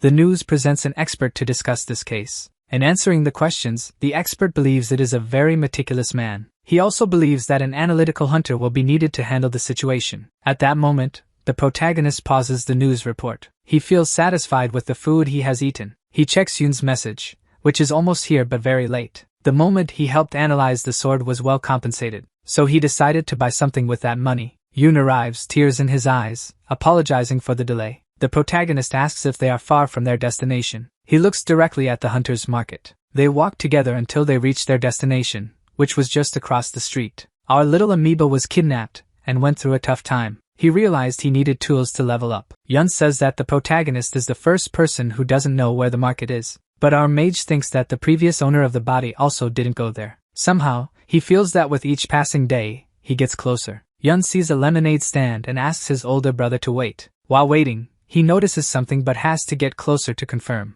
A sign states that only those with a hunter's license can enter. Yun returns with the lemonades in hand. It seems that weapons are sold on the second floor, which he desperately needs. The first floor is only for products made from loot. On the upper floor, there are many stunning shelves. Our little amoeba is shocked by so many cool things. His mage soul screams inside. If he could, he would buy everything. But since he is short on money, he focuses only on what he needs. He looks in the display and sees an ice bomb that freezes nearby. That would be something useful to take with him. Kiryu drinks his lemonade when he sees the price. He spits everything out, as just one item costs an arm and a leg. He looks at a sword that is also expensive. Then he is shocked by another item and its price. He was surrounded by expensive things from side to side. Noticing that Kiryu was about to leave, he asks if he wants to go to the VIP room. Not knowing there was a VIP room, Yun follows. But at that moment, the invisible man manages to steal one of the items. In the VIP room, our protagonist spots something. He sees a potion that fully restores mana,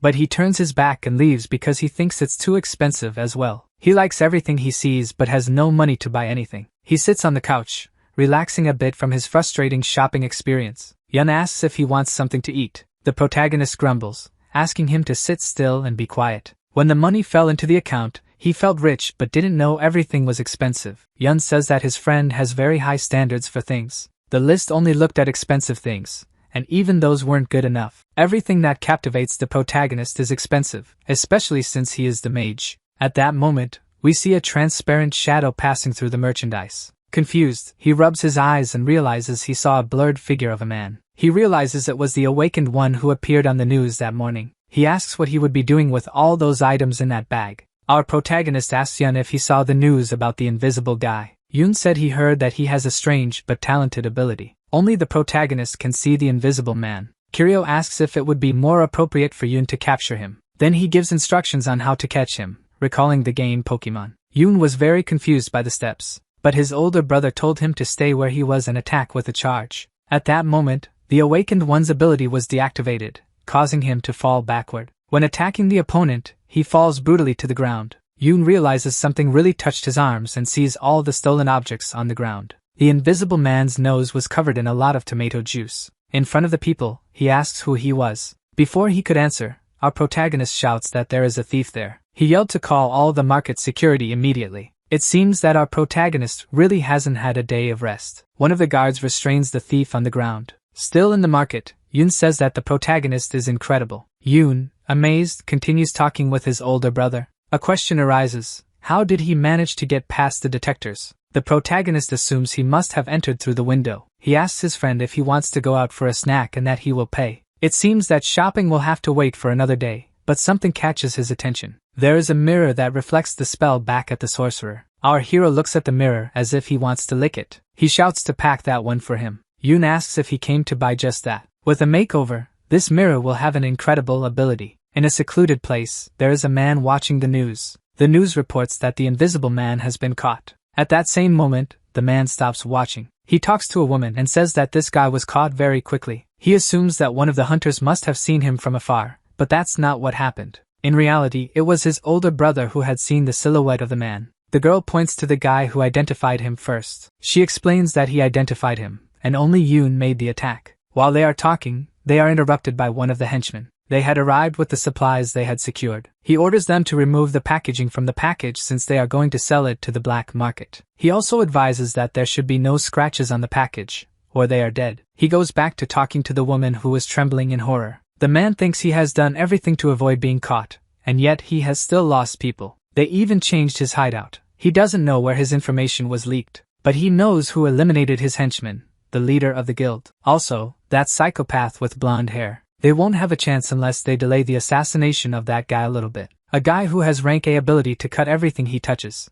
After that awakening, he lived doing what he wanted. After a while, he gathered awakened ones who were not registered and formed a gang. John did everything, even murder, in his gang. But his plans started to go wrong. The guild leader began to close in. The criminal talks to his associate, saying he doesn't understand about the invisible man. Could it be that his supplier had trolled them? In the previous test, they couldn't even sense his presence. He even robbed other busy places because he was caught there. It's so ridiculous. It's really hard to understand the circumstances. The criminal looks at his phone and shares that the blonde guy found him right away. Maybe he is useless, but if they research enough, they might find something. The next day at the criminal's hideout, after pulling his file, he is surprised by everything he got himself into, especially at such a low level. The criminal's concern is to know if he is working along the same lines as him. They are determined to find this guy and his profile. He wants to make sure he will keep his mouth shut. Then the girl starts to say that she remembers his name. It seems she heard it some time ago. The impatient man begins to press for the information. He orders her to stop being frustrating and just give the information. One of the traffickers who had done business with him was keeping an eye on someone else.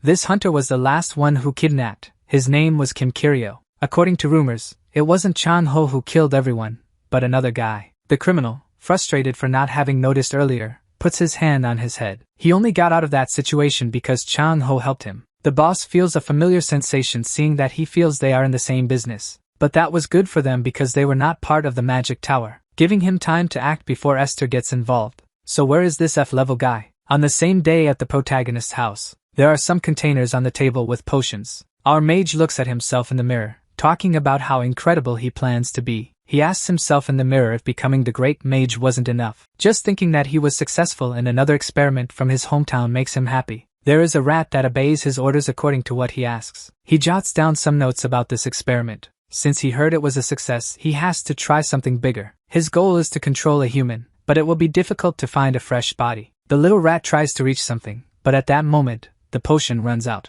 The duration of his experiment is really terrible. Our protagonist goes to a park. He buries his lab rat next to the raccoon. Burying them seemed like the right thing to do. He stands up and realizes he will need a fresher sample. If things were different, he would completely observe this planet. Our protagonist comes face to face with a mysterious energy. A shadow of a hand is positioned right in front of his face, and the gang leader appears right in front of him. Kiryo is confused by the image of the man. Our protagonist asks what the hell he is doing, so he can really see him even while being invisible. The mysterious man snaps his fingers and returns to his normal appearance. The mobster asks if he has plans for today. He stands completely still in front of the protagonist. For a moment, I wondered if he had seen him somewhere to know his name. Our protagonist says he is going to the mountain. The guy accompanies him and asks if he was the first to complete the maze challenge. He also mentions that he heard rumors that he and Esther are very close. For a moment, he thinks about where those rumors came from. Excited, the guy asks if he is already part of a guild, but Kiryo denies it. From the very first moment,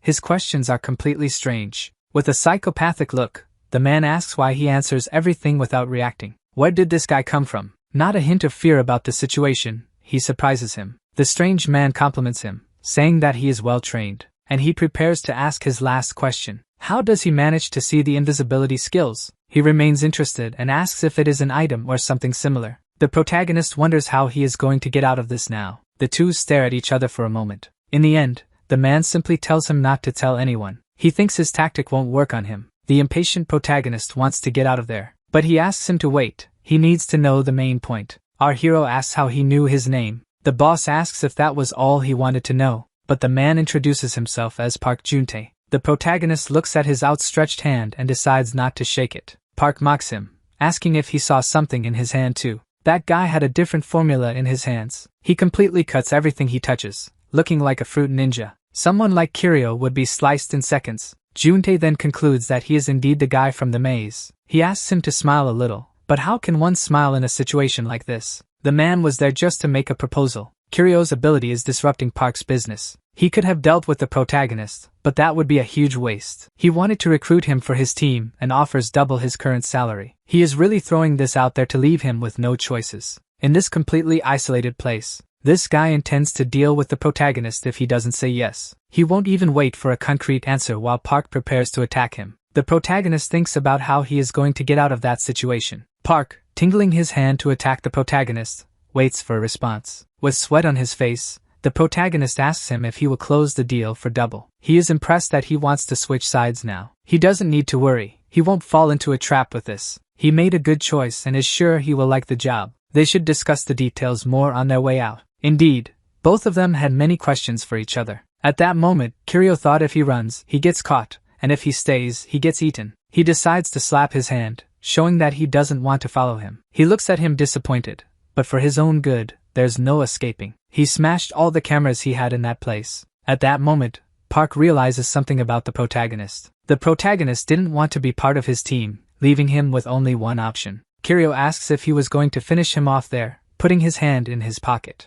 Applying the mana amplifier into his veins, Park would have no choice since no one in the group could brainwash him. Kiryu's eyes light up with a blue glow. A gentle breeze begins to form nearby. Tree leaves are swept away, and Park is startled by such movement. Suddenly, the sound of crows cawing echoes. They appear from the sky, descending right near both of them. Park is very scared, trying to understand what is happening. Before he could finish his sentence, our protagonist interrupts him. With the crows behind him, he asks if he is going to start crying now. The birds surrounded them like a whirlwind. Park, trembling at his core, keeps asking what that was. That is all the protagonist can do at that moment. Gather all the bodies of crows near the mountains to draw. Not understanding anything, all the crows begin to fall. What terrifies him about that scene? Sweating cold, he starts to look around. While he screams, he tries to protect himself by putting his hand on his head. That trick was just a distraction to call for help from the police. Even if he is attacked in the middle of the call, the bracelet will protect him. At that moment, he falls to his knees out of pure terror. He begs and pleads for those things to stop. The blonde boy looks serious,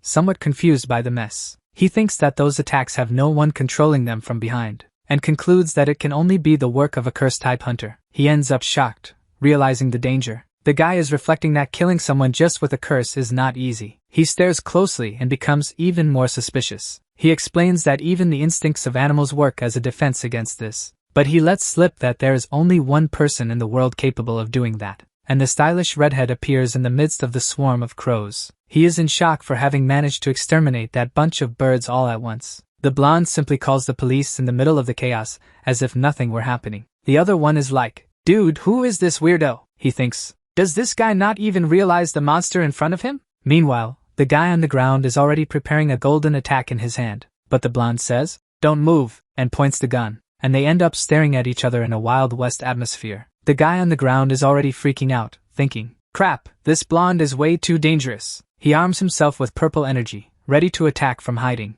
But he decides that the best thing is to get out of there as soon as possible. The blonde remains calm on his phone, coordinating the location to pick him up. Out of nowhere, there's an explosion of energy that almost engulfs everything. The villain's eyes widen in panic, and the blonde realizes that things are getting serious. In the same dark setting, Kiryu finds himself. He thinks that for now, he has managed to handle the situation. At that very moment, he hears a voice. Two characters wonder what happened there, while our protagonist sees a very familiar person. It was the hunter Wu Yun in the middle of the crowd. The hunter is surprised to see the protagonist. She ends up asking how he ended up there. She wishes he wouldn't say he was involved in that too. They were discussing the incident in a cafe. The awakened one who attacked the protagonist should not be recorded. She ends up asking what the ranking of the awakened one would be, and if compared to hers, was it higher or lower? He surprises her by saying it would be at the same level as hers. He ends up asking how he got away, but the awakened one was scared and left. In the silence, the protagonist asks her a question. Does he sometimes seem scary, and that made her spit out her drink? She thinks very carefully before speaking but takes a good look at his psychopathic face.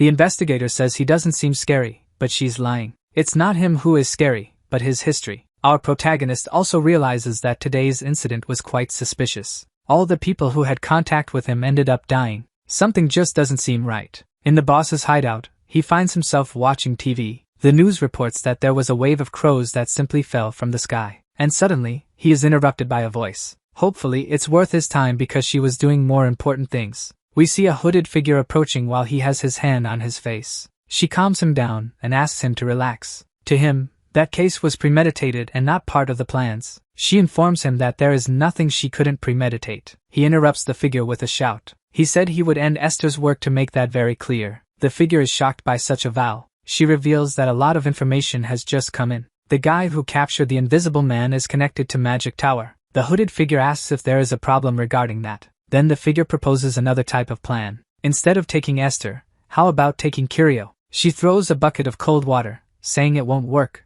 They are both the same rank. This information was confirmed yesterday, so he was like the figure who faked his rank. But for her, that's just a headache. The figure then concludes that she will assassinate an S rank, especially since that was the agreement. In the Rakshasa temple, they divert funds from creditors, providing economic support for criminals. And these cultists were obsessed with one thing: assassinating S ranks. The temple supported a lot to end the story there. Park had said he could easily kill someone like Esther. She interrupts him, saying they should have given the right ability from the start. He looks directly into the eyes thinking it would end there. The leader mocks him, and if he doesn't complete the job, she won't support him anymore. He leaves asking her to resolve this quickly. He asks one last question: if any S rank would be willing. This is his last chance. If not, the cultist will really cut off the funds. He believes he wouldn't want that, right? With that, there's news that will help. Haezong is returning to Korea. 6 years ago on the coast of Busan was the year the dungeon occurred. The giant monster with tentacles emerged from the coast, and the world turned into hell. More monsters that were not affected by human weapons appeared. And although awakened ones appeared on the planet, it wasn't enough to restore the peace of the past. But that was when Korea's miracle appeared, the first S rank. With immense power, no one was able to defeat him. His abilities had no limits, and he handled everything alone. A young man saved the city of Busan from disappearing. It was the birth of a national legend. Later, in a huge building, a luxury car stops in front of him. Haezong arrives in Korea after completing his mission. He thanks his driver before getting out, but outside there's something waiting for him. A large crowd is waiting for Haezong. He doesn't know how they found out his schedule. His fans are there to welcome him. Haezong remains calm in the situation and gets out of the car. The crowd goes wild, resembling the World Cup. He parades while everyone takes pictures of him. The guy really is a perfect 10 in Korea. His presence is absolute. My concerned assistant approaches him. The assistant apologizes for the crowd and says he will escort him. As expected, his popularity was incredible. The hero of Korea asks if anything happened in Seoul while he was away. His assistant informs him that there was an incident,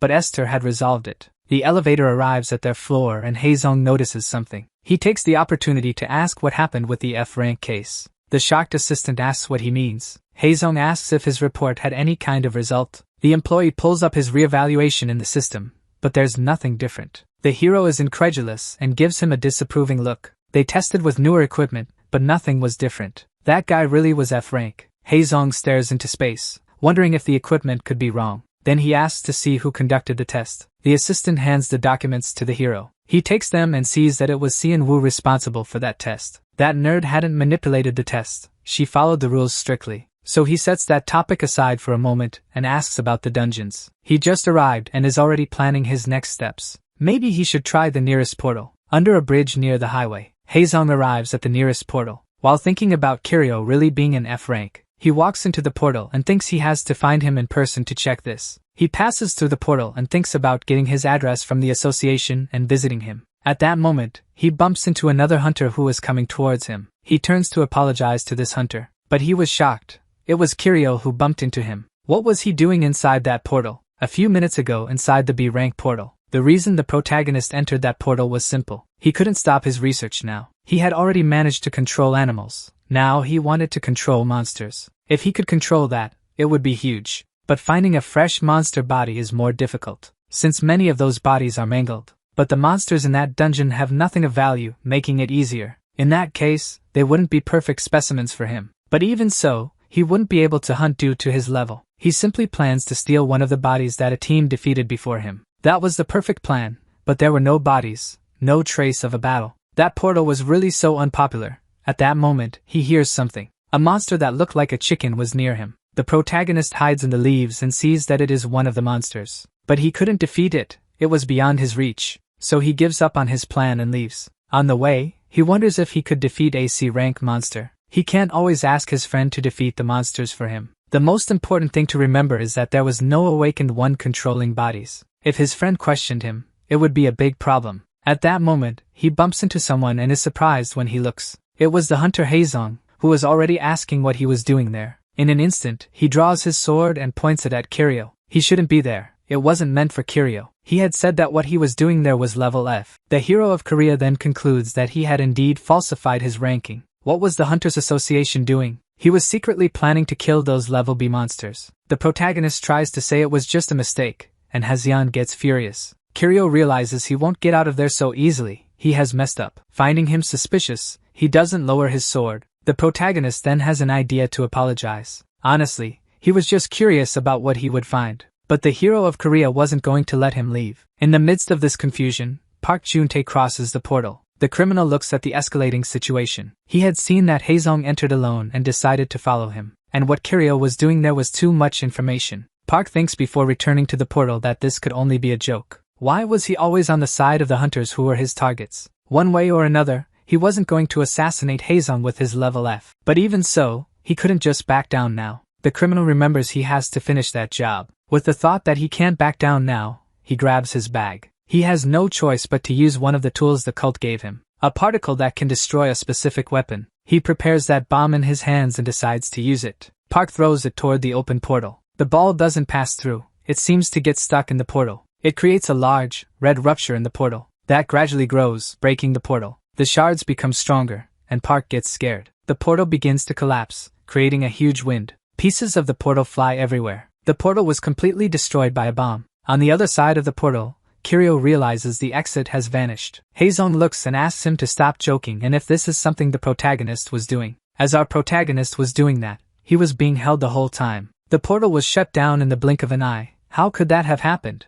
Then the protagonist wonders how that occurred. Two ways it happens. If the monsters hit a certain population or the boss is killed. But neither of those options happened there. At that moment, they hear a very loud noise. Monsters are running toward them while the hunters try to understand what creature is there. The two hunters look ahead. Our protagonist tries to understand what they are seeing. Suddenly a herd of monsters arrives. But those monsters were different. They seemed not to be from that dungeon. They were minotaurs, the bosses of the labyrinth, unlike anything they had seen before. The hero of Korea is shocked. How could they be bosses? How could there be so many bosses like that? It seems that a new boss was created in that portal. Since no one had defeated the boss before, the portal created other types of bosses. The protagonist seems not to understand the situation, but they are in deep trouble. At that moment, the hero says he can't fight. But the hero of Korea says he has no intention of protecting him. That man who called himself a hunter couldn't protect himself. How could that level S hunter ask him to survive in this chaos? If that was a grudge from the last incident, he wasn't the one who struck him. Why was the hero of Korea doing that? At that moment, Haezong completely despises him for his attitude. People like him wear down his teeth when he sees them. The protagonist tries to speak, but he is cut off every time. Then he shouts that he only has the ability to analyze. The hero of Korea simply ignores him and his words. At that moment, one of the minotaurs prepares to attack. He reaches for his sword and draws it from the sheath. And in one movement, he completely cuts the monster in half. Haezong completes that he should analyze and get out of that situation alone. He leaves the protagonist behind, running into the forest. Kiryu thinks about giving a dislike to everything he posts. Alone in the middle of that jungle, he realizes he is in a terrible situation. The herd of minotaurs seems to be chasing him. Kiryu has to get out quickly. The monsters are coming. If he stops to catch his breath, he will be completely overwhelmed by the herd. One of the minotaurs concentrates, forming power in its horn, dancing like a bomb toward the protagonist. The protagonist realizes that his stamina won't hold out. He has to find somewhere to hide, but at that moment, Haezong appears,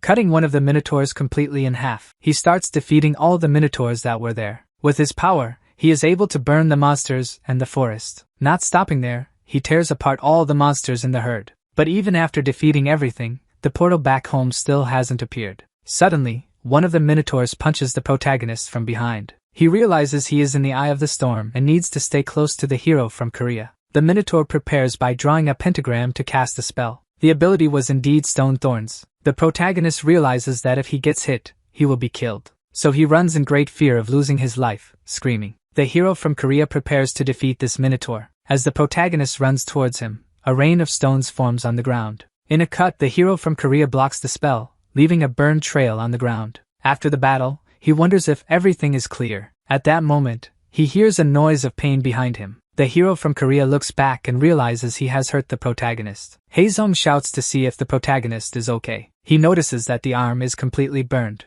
The hero tries to find a healing potion, and blames himself for his ability. Shocked, he begins to apologize to the protagonist. He asks if he is conscious, if he is present. Trembling on the ground, our protagonist says he is fine. Haesung is shocked by the situation, but the pain is so great that he can't even cry or scream. Being alive, those burns can be healed with magic. The trembling protagonist tries to get up and apologizes for being so close. Haesung is shocked and asks why he is apologizing. They will postpone the treatment for a moment. They need to focus on getting out of there first. The protagonist's analytical power is useful but only protected him for a moment. He was asking for protection because he knew he couldn't manage alone. Haesung appears, defeating another minotaur. The minotaur has a hammer and prepares to attack, but he manages to cut the hammer into pieces. He uses his fire power to slice the minotaur in half. The minotaur gradually falls to pieces on the ground. Haesung walks calmly through that battlefield. At that moment, Kiryu calls him and realizes that was the last one. The protagonist points to a place where a portal has appeared.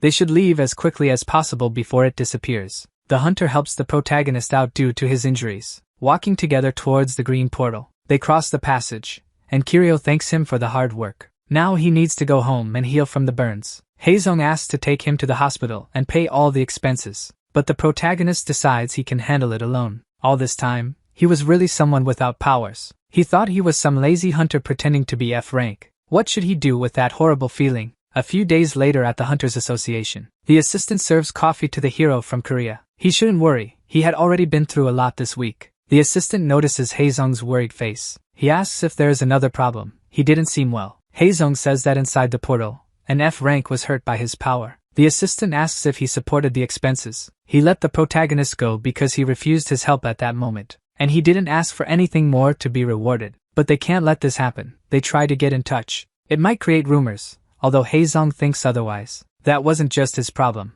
but that incident could ruin his career. If it were another hunter, it would be fine. But if the hero from Korea were involved in this scandal, the public would be anxious. The assistant concludes by saying he will take care of the procedure. They really can't have any problems. In the protagonist's apartment on a sunny day, Kiryu was conducting more crazy experiments at his home. For that day's experiment, he wanted to see if he could have pain tolerance. Eliminating that feeling could cause problems. So he would just nullify the pain up to a certain point, getting close to what it was before. He didn't want to feel the agony of being burned again. And he didn't need that kind of information either. At that moment, the protagonist feels a rumble behind him. A red flash hits his eyes, illuminating everything. The walls cracked, and his instruments broke. Kiryu feels the ground shaking and doesn't understand what's going on. He puts his hand on the walls to stabilize himself. A voice made the protagonist worried. It was for everyone to evacuate. The protagonist jumps to the other side of the room. What could be causing all that chaos? Kiryu looks up and sees the sky covered by a red portal. The buildings near his had been taken away. The protagonist looks anxiously at the situation.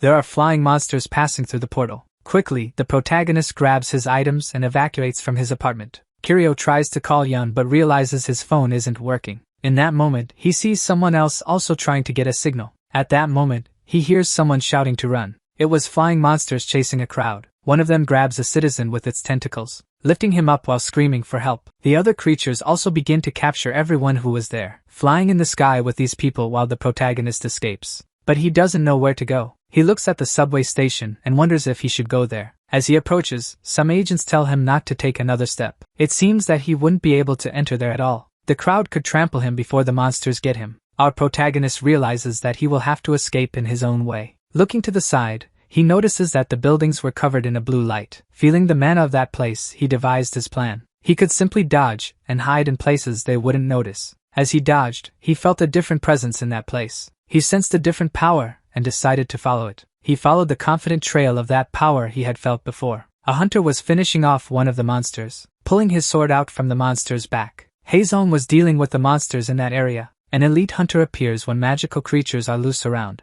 The protagonist feels like a parasite again, but after analyzing, he feels something different this time. Haesung's mana was very unstable. At that moment, Haezong is surrounded by flying monsters. However, he, sweating cold, feels very dizzy. It's been a long time since he slept properly due to his work. The situation seems to worsen as monsters surround him from all sides. Who could be behind that situation, and what was the purpose? The guild leader who was supposed to help couldn't return in time. At that instant, the monsters charge at Haezong furiously. Haezong prepares to deal with that scenario. He draws his sword and uses his power to get ready. With one slash, he manages to defeat those monsters. Chunks of the creatures gradually fall from the sky. All the beasts were successfully defeated. Exhausted, Haezong puts away his sword after the intense fight. He reaches into his pocket to grab a potion to recover from fatigue. At that moment, he realizes he is running low. Before he can drink it, he hears someone calling for help. A survivor crawls from under the rubble of a building. Haezong tells him not to move and that he will help him get out,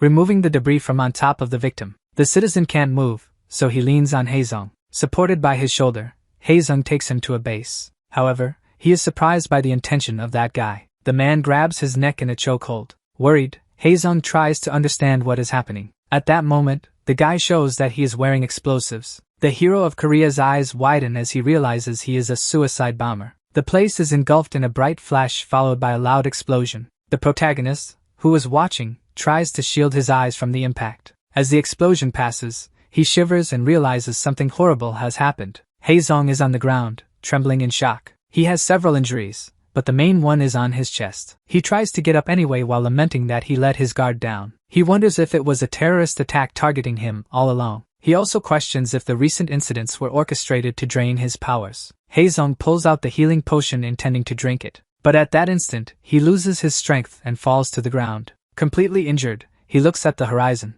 In front of him, Kiryu appears running towards him, calling out to him. When he arrives, he realizes that those injuries are no joke. Fortunately, the Archmage brought a healing potion in his bag. Jong is still unconscious, lying on the ground. The protagonist takes the potion from the bag, wondering what he would do without the great Archmage. Disoriented, he wakes up with the protagonist calling him. He opens his eyes wide as if his consciousness is returning. Kiryu asks if he can move. Haezong sits up to get a broader view of the situation. What was he doing there? The protagonist retorts that he was looking for shelter and found him. Kiryu advises him to change clothes while helping him. Haezong grabs the towel and brings it towards the body but notices something. The wound had disappeared. He asked if he had used some kind of potion on him. Curious, Haezong asks what potion it was that healed that wound so quickly. At that moment, he offers to pay for it, but Kiryu doesn't know what the price was. He had received it as a gift, so he didn't know how much it cost. The hero of Korea puts on another shirt, and at that moment, they hear something. The communication radio transmits that help is needed elsewhere. He grabs the radio intending to respond to the call. He answers and says he will head to the location, leaving Kiryu shocked.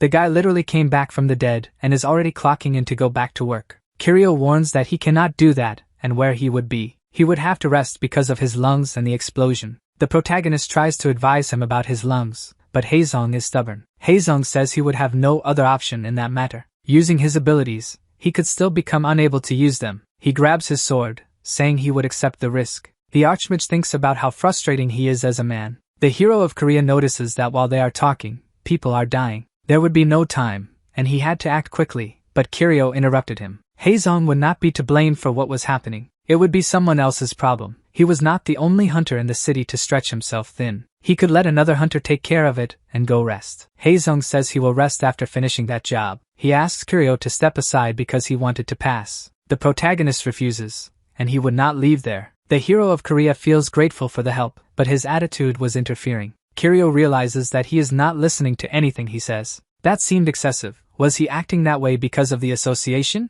He had seen many capable people being exploited. Haezong bumps into his shoulders, saying he would not have time for that. Kiryu turns to warn him about something. If he really goes, it will harm his lungs, and he will regret it forever. Haezong could not believe what that guy was saying. The guy with the lowest level giving a warning was pathetic. He was already saying goodbye when he decided something. He reached for an artifact in his bag. At that moment, Haezong says he would talk to him later. The artifact was thrown towards the hunter but was received very quickly. He drew his sword and cut him in half without thinking twice. Standing still, he asks what the hell he was doing. However, Haezong felt discomfort after knocking down the item. He had to sit on the ground while the place was enveloped in pink magic. Originally, it was an artifact meant to affect only B-level hunters, but our divine Archmage modified it to affect S ranks as well. Kiryu apologizes and says that it was for his own good. The protagonist notices something different about Haezong. A ring he had never seen before would be an artifact for resistance to sleep. But it was too much to be caught by the same method twice. There would definitely be trouble after this episode. But he could not let him ruin his lung magic. Somehow, the protagonist identifies with him working too hard. The protagonist decides to carry that heavy man. While Haezong sleeps like a baby, Kiryu is so nice for his own good.